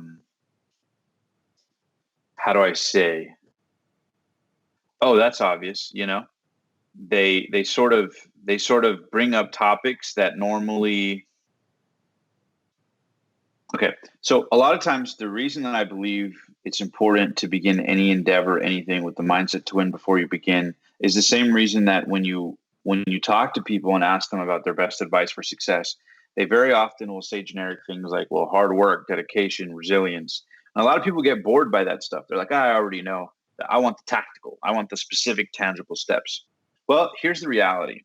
The reality is that although the tactical steps are different for everybody, every industry, every niche, depending on where you're at, what capital you have or don't have to start, a variance of factors, the reality is that the emotional power fuel, gas tank, if you will, that fuels the mechanics is much more important than the mechanics itself, right? Like if someone says, "Hey, Omar, how did you get Grant Cardone for an interview?" It's because I began with the mindset to win before I even attempted to. I could tell anybody, go saw Grant Cardone and drive and do this. I can give you the tactical, but unless you knew the intensity that was pulsating in my heart, in my soul, in my intellect, that X factor, if you will, then you wouldn't know the true stuff that actually made it work. Right. And I think the mindset to win before you begin, and like I said, I teach this to my coaching clients inside of my courses, inside of all my content to my team. The reason that the mindset to win before you begin is so important is because if you don't calibrate up front, the game you're playing, you haven't defined the game in a winnable way. And so if your mindset isn't in it to win, if you don't start throwing darts at a dartboard by first looking at the bullseye, right? If you don't begin with the end in mind, then you can kind of get lost in the game. You can get lost in the action and the activity and the pursuit and the questions and the tough times. So I really believe it starts with a mental framework of like, I'm in it to win it.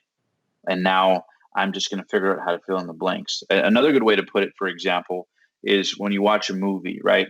How often do you watch a 2-hour movie and maybe 45 minutes in, the main character is thinking about giving up, but you're like, no, no, no, don't give up, main character. There's still an hour and some change left in the movie. You're going to win. Just keep playing them, stay in it. Trust me, this random thing's going to happen. I think most people root for movies more than they root for themselves. And I think in life, the mindset to win before you begin really starts with you remembering how your movie's going to end and realizing that what you're living now is just filling in the blanks for how we're going to get to that end part of the movie. If you don't we move towards the vision we hold in our mind, period. So if in your mind you hold a vision of you winning, of you in prosperity, of you in abundance, of you with a significant other, and it's hard, it's challenging at times, especially when things aren't going well. It's easy to hold the vision when things are going well, but when things are not going well, to hold that vision is challenging. But unless you do that, you're going to inevitably move towards the vision you hold in your mind. And the reality is that if you don't take conscious control of the image you hold in your mind, right, you don't begin with the mindset to win, then by default, the vision you're going to hold in your mind the most is worry, doubt, failure. What if it doesn't work? What if I don't close the deal? What if I don't find my partner? What if I don't find the job? What if I can't monetize? What if I did, right? We live in that. And so it's a little bit delusionary, but it works.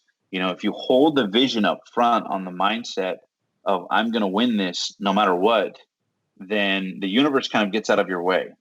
But if you look at it like, oh, I hope this happens and I'm going to try, but I hope I don't get beat up, then you're not playing to win. You're playing to play. And the mindset to win before you begin just ensures that up front you've defined the game in a winnable way, so that you play to win and you don't just play to play. Wow. Wow. I love how you went deep in that. That was really You got it. inspirational. Thank you.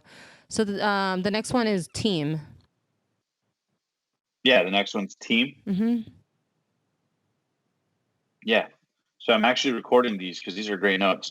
So when it comes to, the potentially building a team or a system, you want to make sure anytime you build a team, one thing I always say when it comes to team building is that although there's many criteria to evaluate people, the first question I have whenever I bring anybody on board, or even when my team recommends me someone, is I ask one fundamental question. And that is, does this person happen to life, or does life happen to them? Right? I believe there's two types of people in life.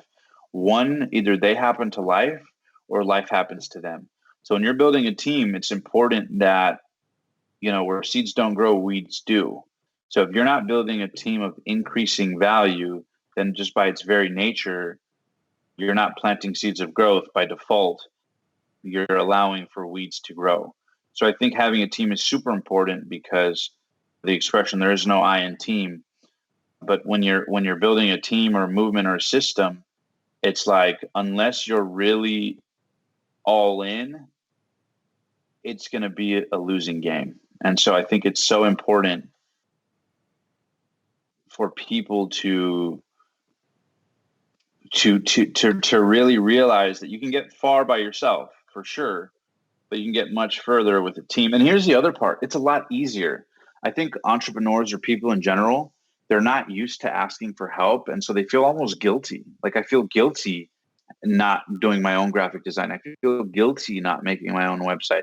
And the sooner you get over that guilt and can figure out how to make enough money to take care of you and pay for things to get done for you and delegate, I think the sooner you're going to be a much happier human being. And it's funny, when I interview entrepreneurs, one of the things, when I ask them their biggest regrets, one of the biggest things I hear over and over and over again from 7, 8, 9, 10 multi-billion-dollar entrepreneurs is that I wish I would have delegated faster. I wish I would have built a better team sooner. So often we get stuck in it. And honestly, sometimes it's because we want to justify not moving. I can't tell you how many times I've known people who've wanted to start a business for weeks, months. And when I check in with them, they're like, yeah, I'm still working on a website. I'm like, dude, take whatever money you have or whatever communication, negotiation, persuasion skills you have and find someone to do it within 7 days and now focus on your thing. The difference between and this is going to be a little bit harsh, but I'll say it anyways. Say it. In my opinion, the difference between winners and losers is the time between the steps. That's it. And so when you build a team, you allow the condensation of time between steps.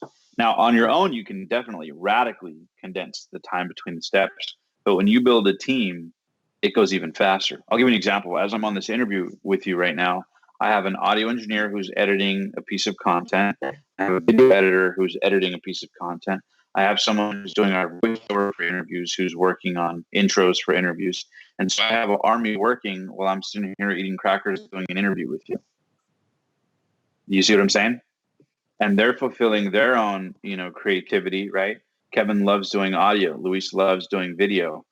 Victoria, who's helping us with the voiceover, loves what she's doing. So they're all fulfilling their destiny, their purpose, part of their mission, part of things they enjoy, learning their craft. While I'm also doing mine, but now I'm a part of their vision and they're a part of my vision. And so as a collective, we get further faster, as opposed to me being like, hey, Jeanette, I can't do this interview because I have to edit audio and I got to edit the video and then I got to do my voiceover, right? But by building a team, I can condense the time between the steps. And when you do that over a week, a month, a year, the time between you and income and impact shrink. Wow. Which creates speed. Wow. That's really, really powerful, Omar. Thank you. You got it. The third one is guest, high caliber guest. Yeah.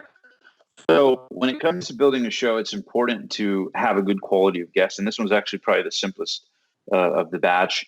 When you have high quality guests, that really can mean two things. Number one, they could have a big following, influence, impact, whatever. But the other thing is that they can speak to you at a place that you really need. People forget that as valuable as a podcast can be for your audience, it's tremendously valuable for you as well. I mean, think about this. How many people would normally charge hundreds, if not thousands of dollars for their time? But if you create a podcast, we'll happily give it to you for free because now you're giving them a form of value that is much more important to them as money. And that's a medium, a channel for them to share their message with the world. So so high caliber guests are win-win. It adds value to them. It creates a sense of reciprocity. They feel like they owe you one, which is always a nice thing. You can learn from their guests. Your audience gets to learn from them, and you sort of build a reputation one episode at a time, where people love your stuff. And again, when you start, Gary Vee has a perfect thing. He says for the first couple of years, don't even look at the numbers. I saw this thing with Lewis Howes. He goes, I didn't even monetize until 5 years in. Wow. So I think, it's important to really not be too in a rush to monetize it because it can sort of taint you if you do, right? And part of my coaching clients, I always set that expectation up front. I say, look, this is a long-term game, but instead of you doing it in 5 years, I can help you do it in maybe 2 years, right? Or 3 years. And so a lot of people sort of get into it, want to monetize right away. You can do that. It takes a little bit of, quite a bit of offense and sort of being a little bit aggressive about it. But you can do that. But to really build something organic with an audience, especially in a competitive landscape market today, like there is on social media, I think it really takes putting in the time. But the higher caliber of guests you have, the more it pays in dividends to yourself, your audience, your impact, your income, all that. So it's very important to set that reputation. Otherwise, you can get in the habit of just interviewing anybody over anything, and your audience will feel that and probably not want to be a part of it for very long. Absolutely. Wow. That's really good. So the fourth one was imperfect action. I know you already expanded on Yeah, that. You don't have to go too deep. I guess people can listen earlier, but anything yeah. you want to add or just I say? love that. I love that topic, and so people ask me about that topic all the time. I get asked about that the most. Oh, really? I love that I propagated an army of imperfect action takers. I love it. But yeah, I mean, like I said prior, it's really. I mean, I can nail it in 2 or 3 sentences, and that is that imperfect action has made a lot of people a lot of money. Can you Right? repeat that one more time? Yeah, imperfect action has made a lot of people a lot of money. Mm. And the reality is that nobody has it all figured out in advance. Anybody that you look at as awesome, brilliant, amazing, outstanding, the brilliance, their resilience was on betting on themselves. The brilliance is on taking action on their half-assed dumb idea. That's the genius. The genius is not having it figured out and executing the easily understandable idea in your head. The genius is digging through the muck of your own brain, telling yourself, man, this is not going to work, but screw it, I'm going to try anyways, right? Hearing your voice say that and going, screw it, I'm going to try anyways. And sort of, they say there's two wolves in the mind at any given time, right? There's the wolf of confidence, triumph, action, passion, desire, consistency, resilience, impact, income, hunger, ferociousness, aggressiveness, offense, power, magic, fulfillment, joy, happiness, peace. And the other wolf is the wolf of doubt, regret, sorrow, negativity, sadness, depression.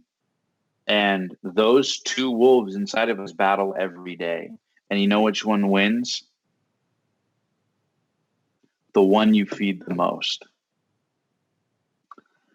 And so every day they're battling. And so if you can just win over and over again, day after day, a majority of them by feeding the good wolf stuff, you're going to win over the long haul over the negative wolf that most of us feed way more.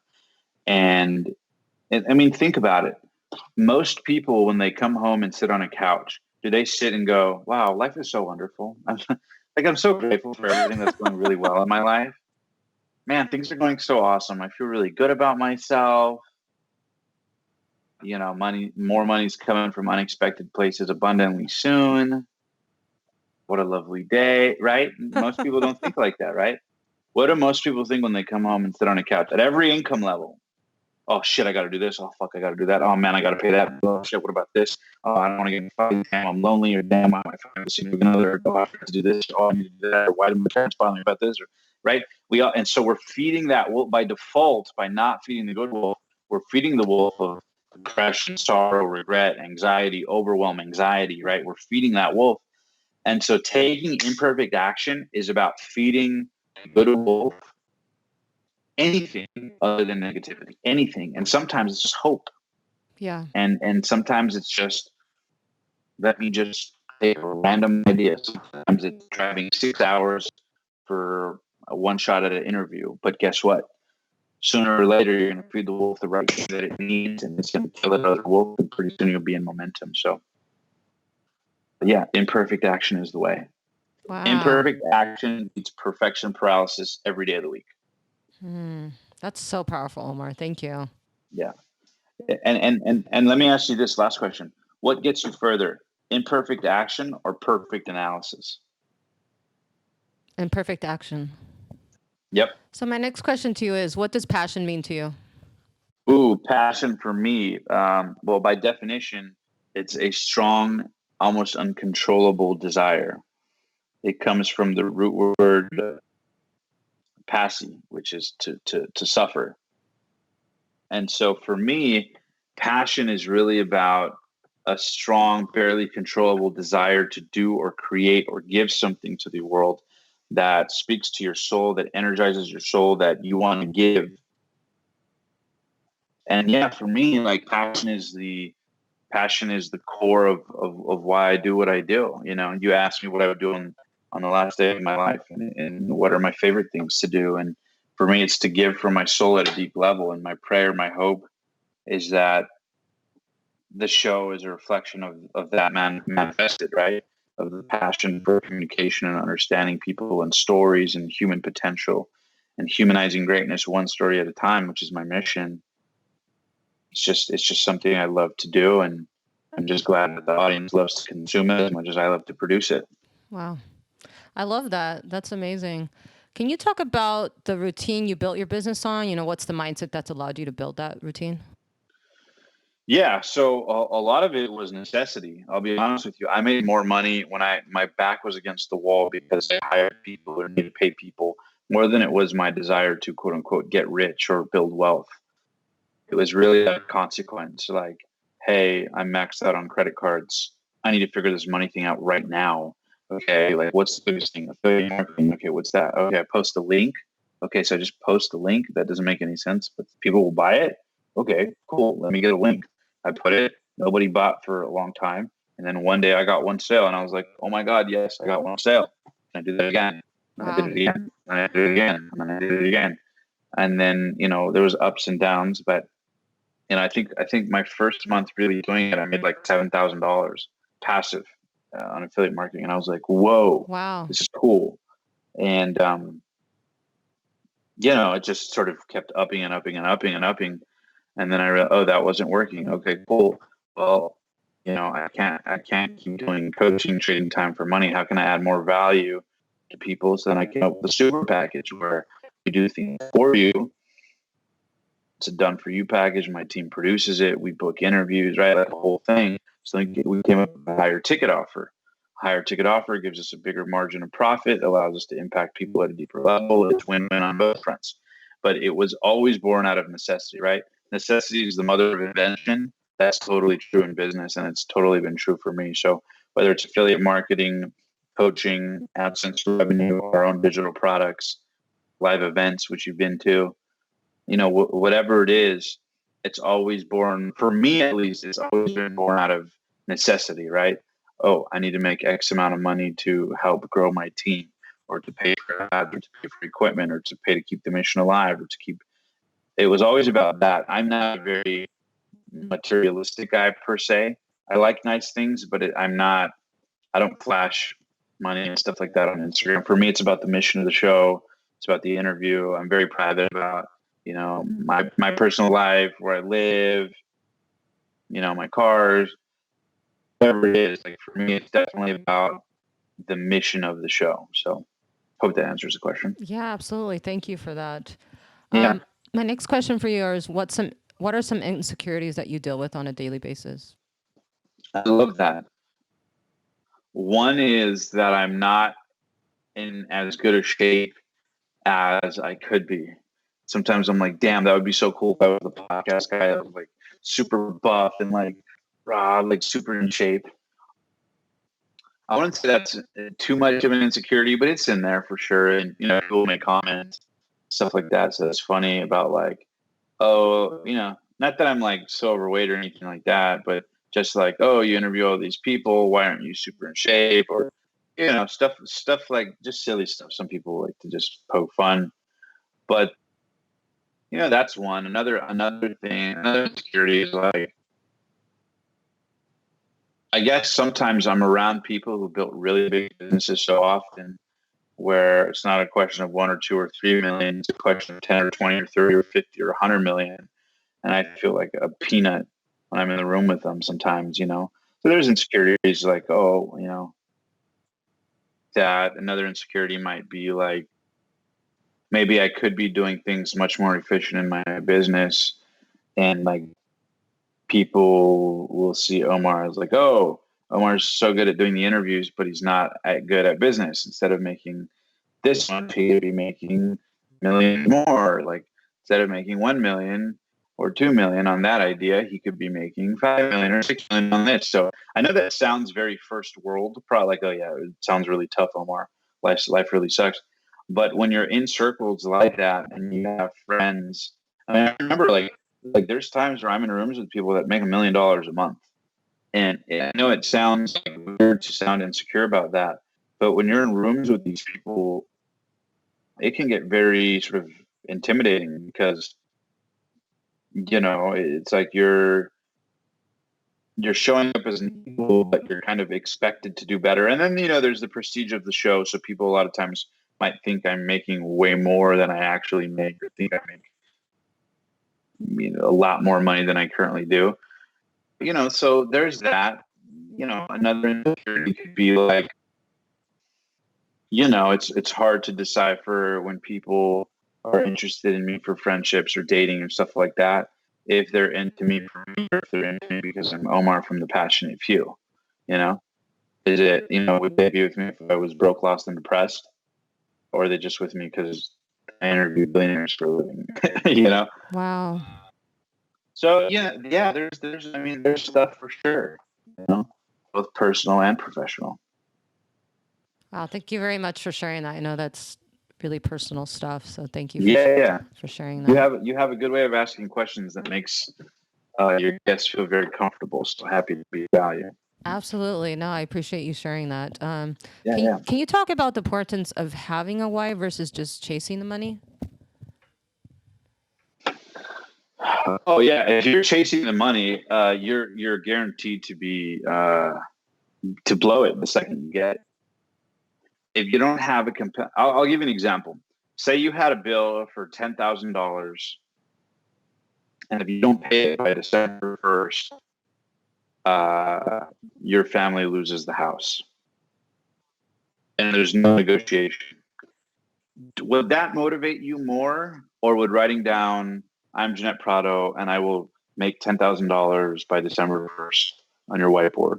Which one would compel you to take radical action and minimize the time between steps of taking those actions? Which one would compel you more to follow through? Oh, option A, Why? because I have no choice. I mean, it's like I'm gonna lose That's every. right. I got to take Bingo. imperfect action. Bingo. Nailed it. Because now there's no choice. See, jot this down in your notes. When your why isn't hot enough, your bills will always be your why. When your why isn't hot enough, your bills will always be your why. We always get our why. Always. Always. But if your why isn't compelling to you, then by default your bills will be the why. And if you don't have bills, you won't follow through. Wow. So it's either your bills or something bigger. And it's a why in the position, just like you said, when there's no other option. Wow. There's no way out. Wow. Wow. Wow. Wow. That's really deep. I like that. You got it. Can you talk about what it really takes to endure to go to the other side? Well, first thing you have to realize there's always new other sides, right? The game just elevates because, say, for the sake of let's just say it's money. If your goal is to make 1,000 a month, you hit it. Then the goal is to make 2,000 a month. Then the goal is 5,000. Then whatever 10,000. As you up and up and up, there's always a the bar always gets higher, set higher every time you hit it. And again, it doesn't have to be for money. I'm just giving you an example with money for reference.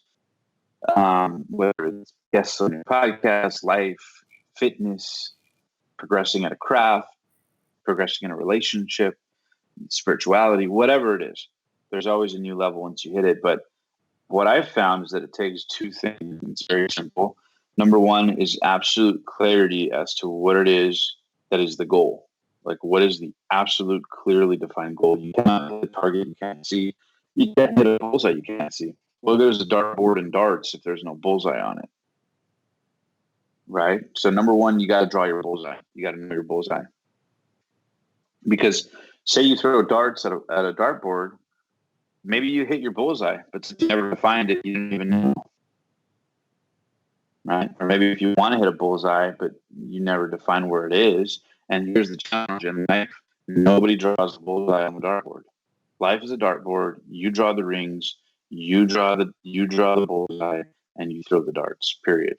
Wow. And every day is a new dart. And so I find that getting to the quote unquote next level is a combination of number one, defining your bullseye, and then number two, getting good at throwing those darts at that bullseye. And that's really the whole game. Draw Wow. a bullseye and get good at throwing darts at that bullseye until you get good at hitting it. That's powerful. So, my last question for you, Omar, Let's do it. is what does happiness from within mean to you? Ooh, I love it. Happiness from within to me is about being in alignment with being spontaneously inspired from within, to be living in accordance with what you believe to be an enjoyable way of living.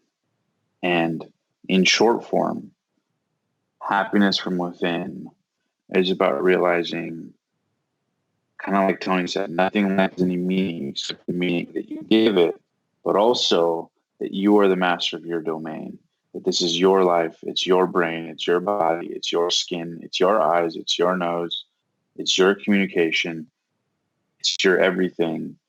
And it's not up to anybody else. Nobody's coming to save you. Nobody's coming to rescue you. You can't count on people to make you happy. You can't count on people to make you sad. They will do both eventually. But for you to live your life predicated and dependent on it is a losing game. So I think happiness from within is really about realizing that the gift is already in you right here, right now. And it's just a matter of giving that gift to the world through the complex web of illusion and fantasy that it can elude you with. I think so much of life is illusion and fantasy and insecurity. And if you can sort of stay cool, calm, collected, and realize that tough times will pass, that, a smooth sea never made a skilled sailor, that tough times never last, but tough people do. If you can hold true to those principles, keep the vision in mind, and do the best of what's in front of you, then I think you're living your personal sense of happiness from within. And Wow. it's a constant, it's a constant journey, and it's a battle sometimes, but it could also be a dance. Nothing life has any meaning except the meaning you give it. It can be a dance, it can be a walk, it can be a stroll, it can be a nightmare, right? It can be whatever you label it to be. But at the end of the day, whatever it's going to be is up to you. Wow. Wow. So, anything that comes to your heart, mind, body, soul, what is any last piece of advice you'd like to give to the audience? It Yeah. could be anything, there's no right or wrong answer. Oh, I love it. So I would say one thing intuitively comes to mind to end this, cap it. First off, thank you for having me on the show. Thank you, It's an Omar. honor to be on the show, and I'm so excited. And I hope your audience got a ton of value. And I hope they reach out to you on your social media, and they can reach out to me on their social media handle, on my social media handle, if they have any questions. But the one thing I would say is that if you're listening to this and maybe you're a combination of lost, broken, depressed like I was, or maybe you're just sort of, you have money, you have certain levels of fulfillment in certain areas, but there's an itch you can't scratch. I would say investigate that itch. And really, Gary talked about self-awareness. I think the entire game is predicated on self-awareness. If you are not self-aware enough to know what your strengths and weaknesses are, you will not win. And I think it's challenging to be courageous and speak up for yourself, because a lot of times what helps you win might not be what is popular. For example, believe it or not, I'm most productive in a moving car for whatever reason. It's the weirdest thing ever to a lot of people. But when I'm in a moving car, when I'm not driving or being talked to, when I'm in a moving car, looking out the window for multiple hours at a time, I am one of the most productive human beings on the planet. At a desk in an office by myself, not very productive. In a team environment, I'm productive. Right? With music, I'm not productive. There's certain things that make me win and get ahead, and certain things that don't. And one thing I've learned is like to spoil yourself with basically whatever it takes to win, as long as it's ethical, legal, or moral. And I think if you're self-aware, you can get far fast, not living in the constructs of what other people will think.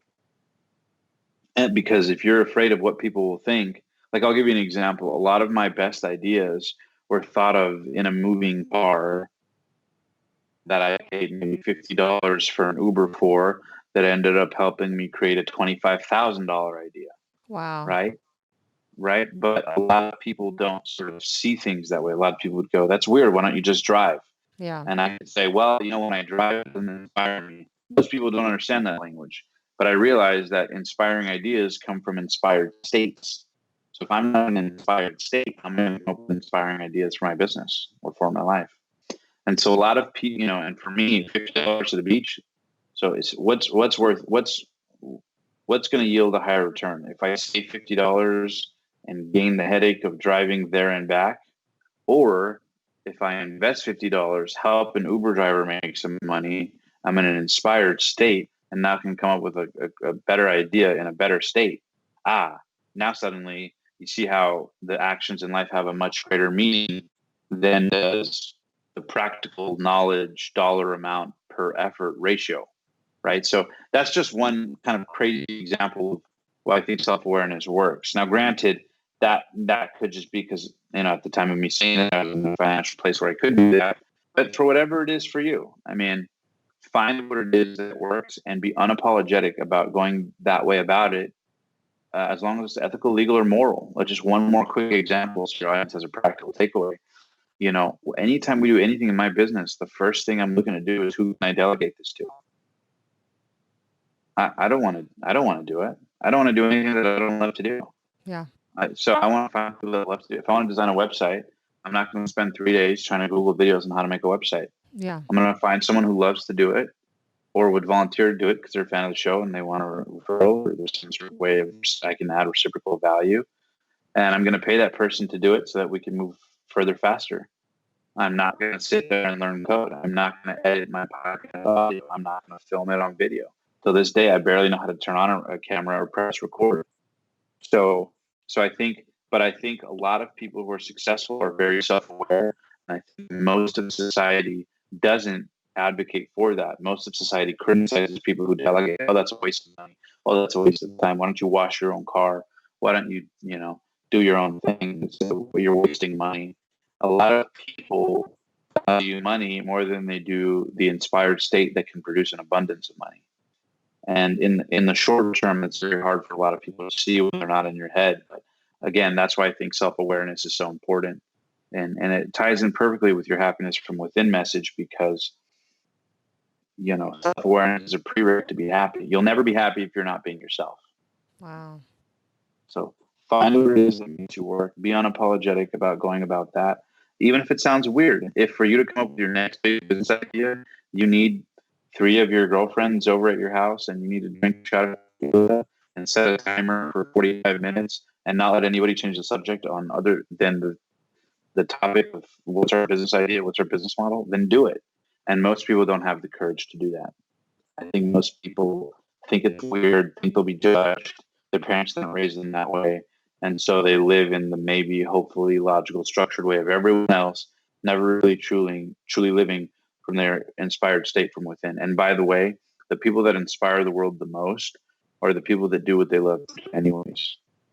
If you think about it, think about this. What do all people who inspire the world have in common? I mean, a beautiful heart. I love it. A beautiful heart. And they're also doing something that allows them to be recognized by the world. And that is expressing their gift. There is no inspiration without the expression of gift. So become self-aware enough to realize what that gift is and have the courage and the fortitude and the happiness to express it. And then just chisel away at the difference to make it all work after.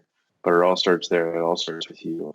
And like your podcast is appropriately named, that happiness, that power, it all starts from within. Wow, Omar, such an honor. Thank you so much. Where can people find you?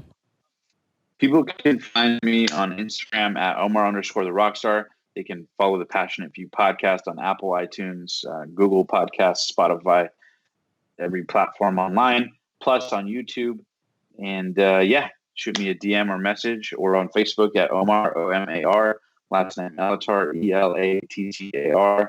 And again, Instagram is Omar, OMAR _ the Rockstar, all one word, Omar _ the Rockstar. And I hope you guys really enjoyed this interview. And I hope you guys realize that nobody's coming to save you. No one's coming to save your family, your finances, your health. No one's coming to save any of that. It's up to you right here, right now, period. And I'll definitely make sure to put the links for that below, and also the link for your program, the High Ticket Podcast. And Omar, from my heart to yours, thank you so much. So inspirational. Thank you. Thank you. Keep doing what you're doing, and I'll talk to you soon. Have a great day. Thank you so much, Jeanette. I appreciate all the love. You rock. You're awesome. If there's any way to be of value, let me know. And for everybody listening, make sure to subscribe and leave a review on Jeanette's podcast. She's a superstar, and I can't wait to see all the cool stuff she has coming out. If you guys enjoyed this interview, make sure to leave a comment. Let her know you loved it. Stuff like that means the world to us because it takes a lot of work to put these things on. So if you could take 30 seconds, that would mean the world to Jeanette and I. So thank you for having me on again, and honored to be here. Thank you so much. Hi, beautiful souls. Well, that is a wrap. Really want to thank you for joining me on another incredible episode of Happiness from Within. You can follow The Passionate Few on Instagram at Omar _ the Rockstar. And if you are interested in starting your own show, reach out to him and his team. Ask about the High Ticket Podcast, and they can give you some more information on this incredible program, step-by-step system of what you can do to start your own show. You can follow me on Instagram. I am at Happiness from Within now. And for those of you that have been wanting more information about my programs, I actually just launched my website, JeanettePrado.com. That's JANETPRADO.com. And if you've received any value from today's episode or any episodes, please do me a favor, hop on over to YouTube, iTunes, Spotify, any of the platforms, and please leave a 5-star review. I greatly, greatly appreciate it. It helps to spread the message of happiness from within. And wherever you are in the world, I honor your presence. Thank you so much for tuning in to another incredible episode of Happiness from Within. And I'll catch you on the next episode. Have a wonderful, fabulous day. And don't forget to smile. Bye for now, you guys.